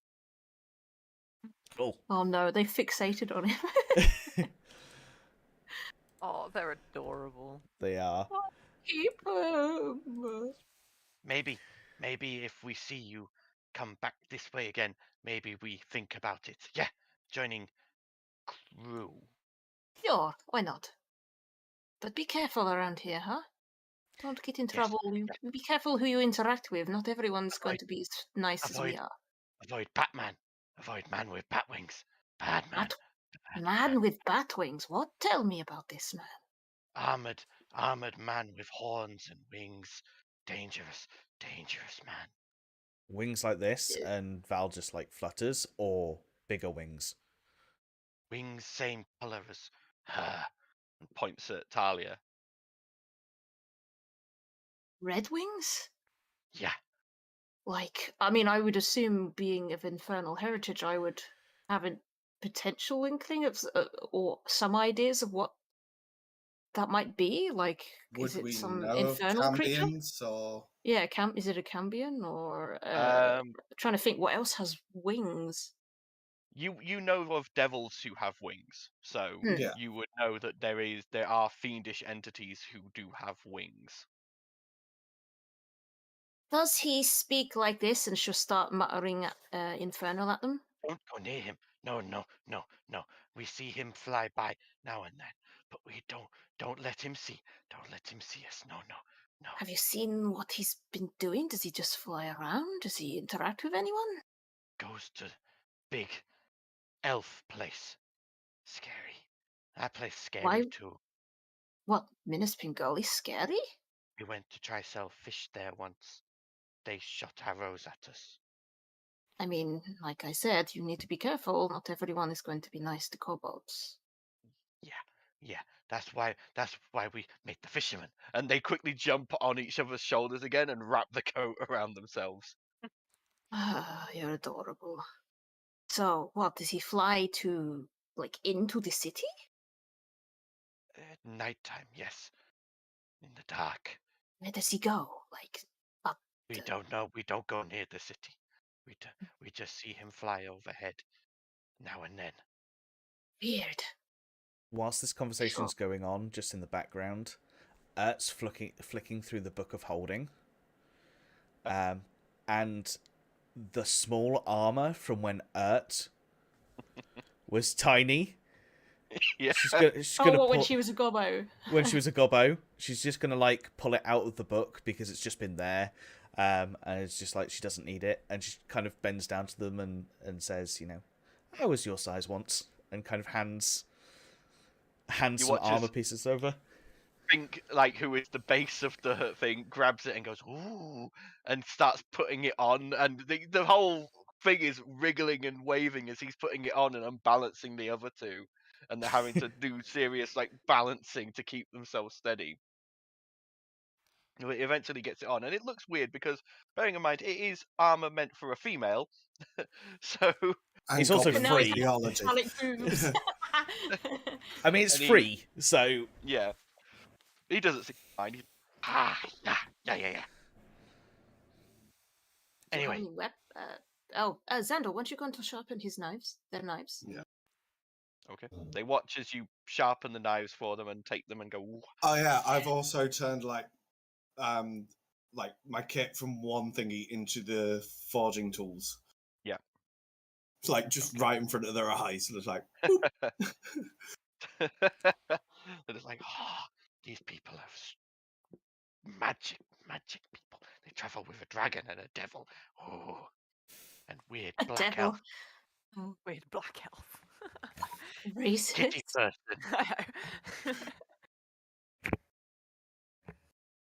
Can't just say things like that, Jesus. But that's what you are. I'm not a devil, I'm a tiefling. Teeth. Okay, tiefling. See? Teeth! And she'll like grin and show her fangs. Ah! They start moving back towards the ladder and go, enjoy fish. We think on your offer. If you come back this way, we think on it. Yeah. and yeah, if think, you think, see think. if you see anything else weird with that dragon man or anything weird at all, and you see us coming back this way, come and let us know. Okay? Okay, we do. And they quickly concertina their way back down the ladder into their rowboat.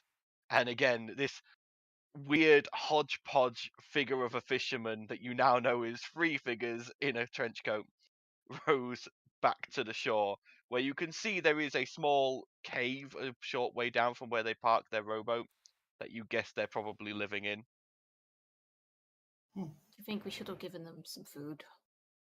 I More think than they'll we be have. fine. Well, they look said like that they they look after use themselves. they use the money to go and buy bread, so they've now I know got... they can eat the fish too, right? Yeah. probably yes. Yeah, you get the feeling they probably catch fish and then any surplus they sell. Yeah. Anything I that hope we they're see not. them again. eat. They were cool. I mean, it's good quality fish. So, what was it that they called it again with the raw fish? Fishy? Ah, the Oh, sushami. I could. I took all those notes. Shall we see if I can repeat what that chef did? I hand over the bucket of fish. I was gonna say I studied under the sous chef, didn't I? The sushi Yeah. chef. see if I can Okay. make sushi tonight.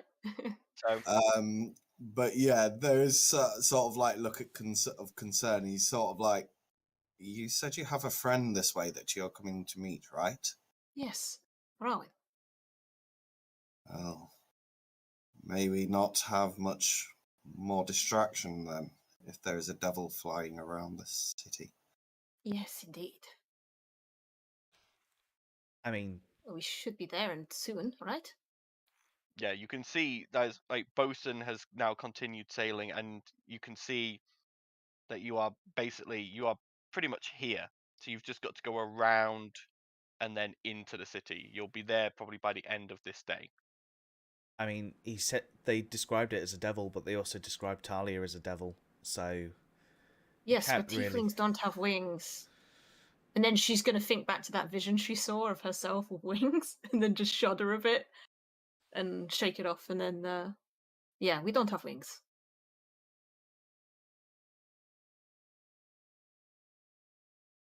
Okay. Sushi.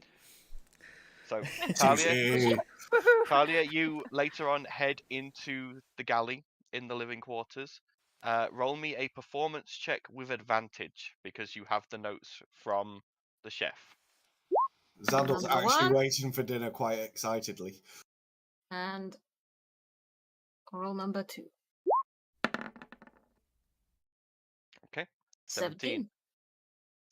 You only waste half a fish during your preparation. You do a pretty good job, and you make a plate of fat roll tuna sashimi and some nice tuna sushi, having boiled up some rice and done it to the correct consistency that you were told. And you have also managed to bring out some of the soy that you managed to make to the chef's exacting standards. And you place it all on the table, and it is a veritable platter of this beautiful fish that these kobolds had sold you. Grubs up, everybody. I think I did a pretty good job. I should eat a bit of it too, just to see if she got the flavor right. Yeah, it tastes amazing. The fish themselves are high in fat. It's almost like biting into just this smooth, tasting. It's just nice. What do you think? Very good. I would definitely have this again. Maybe I should help. I might help. Wait, who's the chef in the Jig and Jester? Is it Rook or? There is no set chef in the Jigging Jester. You know, Rook helps in the kitchen, and that there is just a general, like the general wait staff help with it. There is no set cook, because mainly what they're cooking is bulk amounts of stuff. I might try and maybe when we get back teach them like what I've learned, give them the notes, and like tell them to like go get fish from the fishermen and see if you can do what we do, or see if we can import some. Yeah. Okay. As you guys dine on sushi and sashimi, with Blossom probably eating the largest portion. As the sun begins to set, Bosun calls you all up to the deck. Oi! We're here. Well, And as you come up to the deck, you behold on a promontory leading out into this bay up above you on a cliff, you see a beautiful city. The main features that you can see is an ebony tower to the east and an ivory tower to the west. Within the center of it, a third granite tower that isn't quite as tall as the other two. You can see the walls of the city are made out of this slightly glowing green stone with inscriptions chiseled into them. And ahead of you at the base of this cliff is a large, sprawling series of wooden platforms and docks forming into, and you can see numerous ships docked here, but the wood looks almost natural. It looks more like mangrove roots growing out of the ocean and the cliff's edge than it does like a constructed dock. And as the ship Misadventure sails into a nearby space and begins mooring up, you can see a number of what look to be guardsmen approaching, wearing sort of blue armor, like blue metallic armor, carrying spears. And one of them comes up to the edge of your ship and goes, "Hail! Hail. What's your business? Please state your ship name, business, how long you're likely to be docked for." It's the Misadventure. We are Armatae. We are from Maham. We're here to visit a friend, Darwin, but we were also given an invitation by Lady Lilauver to visit at any point. We're happy to wait so you can contact her and confirm. We're not sure how long we'll be staying yet. You watch as one of them had been sort of scribbling in a like a log, taking down like basically, you know, your names, the name of the ship, etc. for obviously the dock logs, and they hear Lady Alauva's name and go, "Lady Alauva, Alauva Dawn of the Dawn family, correct?" Yes. The one. "Very well. Please wait on your ship. We will come back and we'll double check with her and find out what to do. Please wait Of here." course. They both leave, but you can see like whereas one properly leaves, the other one is sort of lurking nearby, just keeping an eye on you. I'm just gonna wave at him. Doesn't wave back, he just stays at attention, keeping an eye on you. The soldiers that take their job too seriously. They always make An hour or two pass, and eventually the other soldier returns, carrying a what looks like a note, and he comes over and goes, "Very well, Lady Alava has confirmed that you were invited to visit our fine city. She does state that she will not be prepared to receive you until tomorrow, but has sent ahead this note to get you into any of the taverns down here on the docks until the teleportation circles are ready to send you to the Seafoam Ward tomorrow." Not a problem. We wanted to rest anyway. Very good. Will you be staying aboard your ship, or would you prefer to come and find a tavern here in the docks? What do you think, guys? Probably go to a Would tavern. be great. Tavern? Get off the ship for a Drinks? Bath, hopefully. Yes. bit. Yes. Well, Tavern that's it is. definite yes then. Very well. If I Do can any of the inns have like an onsen or, you know, like hot spring style baths or anything like that? Or, you know, what would you, if you had the money, which would you go to? They sort of look between themselves and they go, "Well, if you've got the money, the Admiral's quarters is the best inn in the docks, but that's I mean, this more says we can go for..." to any inn, so... True, very true. The Admiral's quarters is the best, but I would warn you that the main clientele are more of the wealthy-to-do merchants and diplomats, so if you prefer a bit more down-to-earthness, it may not be to your liking. The wind Sandal in kind the... of props up over the bow, over the thingy, just so that you can see like part of his head. Yes, that'll be fine. I don't want to stay in a tavern with some hoity-toity types, personally. Fine, you spend But you your find the time with drinks are me. better in some of the cheaper places anyway. I'd be honest, you're- it's like I've been the Don't artist. go too cheap, though. They water it down. Your next option down would be the Wind in the Sails. It's got decent food, good drinks, comfy rooms, targeted mainly at travelers, tourists, merchants. It's run by a nice couple. Good food, like I Sounds good said. to me. If you're wanting the cheapest option, you want the Dockman's Friend. Nah, not the cheapest. We'll take the middle well. ground, I think. Fair enough. You want to... He gives you directions and points it out to you. And you can see that these docks are done in like rings coming out from the edge of the cliff. So like there'll be a gap of water and then like what looks like almost like a giant root coming out in a semicircle that joins back into the cliff. And on that there's buildings built, and then there's little bridges that lead to the next one of these semicircular routes. And there's sort of 3 of these going outwards, and then there's the docks at the very outer edge, with the warehouses on the outermost ring, and then shops, homes, inns on the middle one, and then the innermost one with more shops and homes. And at the very edge, near the cliff, you can see a slightly raised platform with, you can from here see like an arcane glow, which is where you guess these teleportation circles are.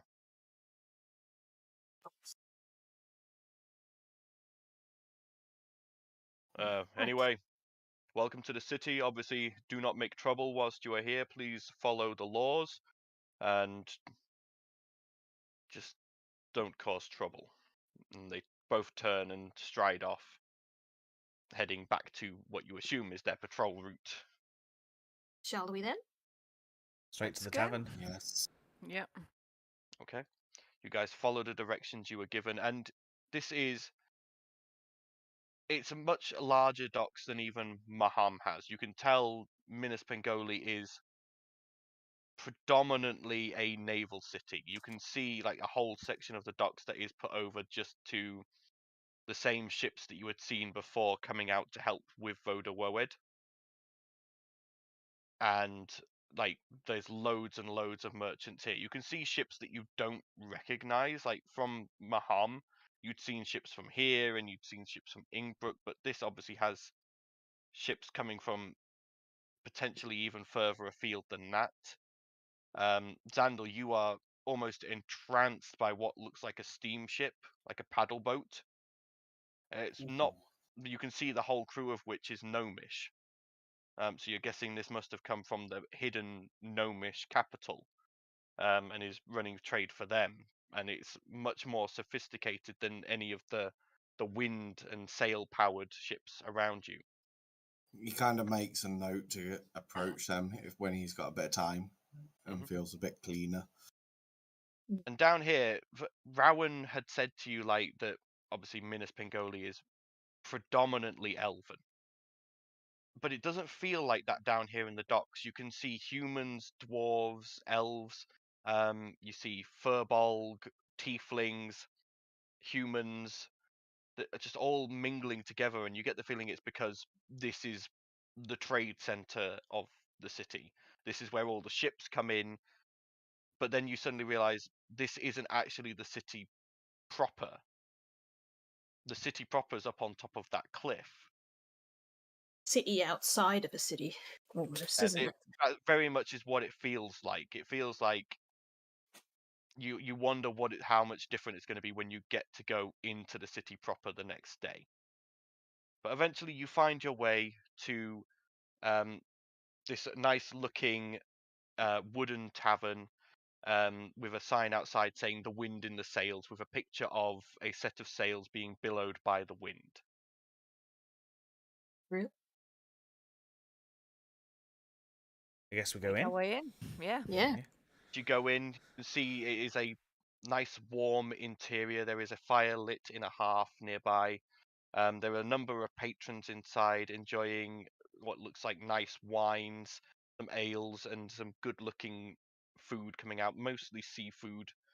And you see like there is two half-elves seem to run this establishment. There's a man behind the bar, looks to be in his late 50s, and a woman who's coming in and out of the kitchen carrying platters of food. And again, she looks to be in her late 50s.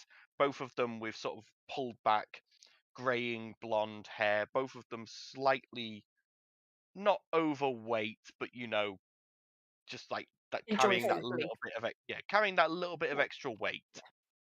And the man behind the bar turns to you and goes, "Ah, welcome. Travelers to the city waiting for access, I'm guessing." Yep. You got it. Yes. Well, nice to meet you. I'm Jonah Aldray. There's my wife, Bridget. Hello. Hello. I like her already. Are you wanting rooms, food, drink? Yes, rooms, please. All of Bit of the all, above. and I'd hand over the And baths. writs that we got given. He goes, oh, wow. You know the Dawn family. Well, I say family. I mean Lady Alauva. Rest of her family's, after that tragic accident a few years ago. Tragic accident? Well, I say a few years ago, more like 100. Would Sandal know about this potentially? No, this would not No. be something Xander would know. That Minas Pingoli's nobles are much removed from Maham. Okay. Yeah. Because again, their I think noble every families, noble knows every noble. their noble families are pure blood elf. They do Yeah. not have anything other. So, and they are Hmm. very again heavily racist normally. So they don't really deal with anyone else. I And would he say goes, more xenophobic. "Aye, Lady Alava's the last of the Dawns. She herself, I think now is about 250. 100 years ago or so, unfortunately, the rest of her family all had unfortunate accidents, some of which looked to be assassinations carried out by the Dusks, but could never be proven, and just general bad diseases and so forth. She herself contracted one of the same diseases. It's why she's so pale now, a bit albino, unfortunately. But I did wonder. she does her best for the city, and we can all be thankful for that. But obviously, yes, she said she'll be paying for your rooms and board. Is it a room each? Please. We could, Yeah. yeah. Why not? Okay. He gets down 6 keys and guides you upstairs and shows you to the rooms. The rooms themselves are nicely appointed, double beds, like small not like an ensuite as such, but like a room with like a sink with running water, and a bathtub that can be filled upon your request. And he goes, and shall I have some food sent up for you, or do you want to come down and eat later? I mean, I think I'm going to have a bath and then probably come down for some food. I don't know what everybody else is. Yeah, I'll come. Why don't we all get Sounds like cleaned a up plan. and then come down for food? We'll Yeah. meet. Yeah. All right. Okay. I'll send some of the people up with water for your baths. About an hour later, all of your baths are filled with hot water, and you are all able to finally get clean after nearly 2 weeks sea voyage. And you go down and sit in the common area as you are served drinks and a hearty sort of clam stew, with big hunks of homemade bread and a nice sort of like salad by the side. It is hearty, it is warming, and it is well made and tasty. And as you all settle in and prepare for the next day to go into Minas Pingoli proper, both explore a new city and hopefully find and meet up with Rowan, that is where we're going to end tonight's session. I hope you have all enjoyed. I know I have. That was quite entertaining at points. I just want to Especially with- confirm that Talia is going to be eating every single Yeah. time Okay. while she's Fair in enough. Minas Pingoli. Okay. And breathing. All right. But again, I hope everyone has enjoyed. Our next session, I don't know the exact date, but again, What are we on? 6th, potentially? Yeah, is but we'll the post next on all the social medias as usual, letting you know when we'll next be playing. And yeah, next time could be fun, especially for Steph, who's going to be playing 2 characters. Yeah, God knows Can't how I'm going wait. to do it, but I'm going to try. Stop I'm gonna have laughing. fun. Anyway, Gonna have What fun. we should do is get Viana and Warren to talk, and then Val and to talk. well, technically, I'm meant to talk for her. Yeah. Yeah, I was going to say it's Oh, more that's true. difficult because Rowan and Vienna have a very similar. I haven't really altered mean, their voices. I that did- Maybe give a bigger inflection, because obviously mean- Vienna's more, I don't know, It's not quite dismissive or toned down, rude, but she's yeah. more abrupt and abrasive, whereas Rowan's I more did- friendly. I did She's offer very that much I more would take female. over Rowan if she wanted, but she's willing to give it a shot. So Yeah. Hey, we should all have to experience talking to ourselves at least once. Yeah, To DMs feel have the to do it DM's all the pain. time, It's just normal Especially for with- me, really. Yeah. especially with Wink, Blink, and Think. I love them. I'm going to. I really wanted them to join our crew. I'm sad. Yeah, well, unfortunately, you've got like trust does not build that quickly. Yeah. Aw, but they're so cute. They're lone kobolds who are living without a tribe. They've had stuff thrown at them. They've been attacked. They are not gonna like you guys were nice to them, but they're not so stupid as to go, "Oh, this could not be a trap." But stupid enough to try and pretend to be a person in a trench coat. Yeah, it's worked for them before, so they're gonna keep doing it. Aw, They're bless going to 'em. become Vienna's I adopted need to find that image that I used to have for Drow and kobolds because it is perfectly fitting. Anyway, on that Yes. point, good night, everyone. Thank you for joining us, and I hope you all enjoyed. See you next time. Bye, guys. Bye. Bye. Bye.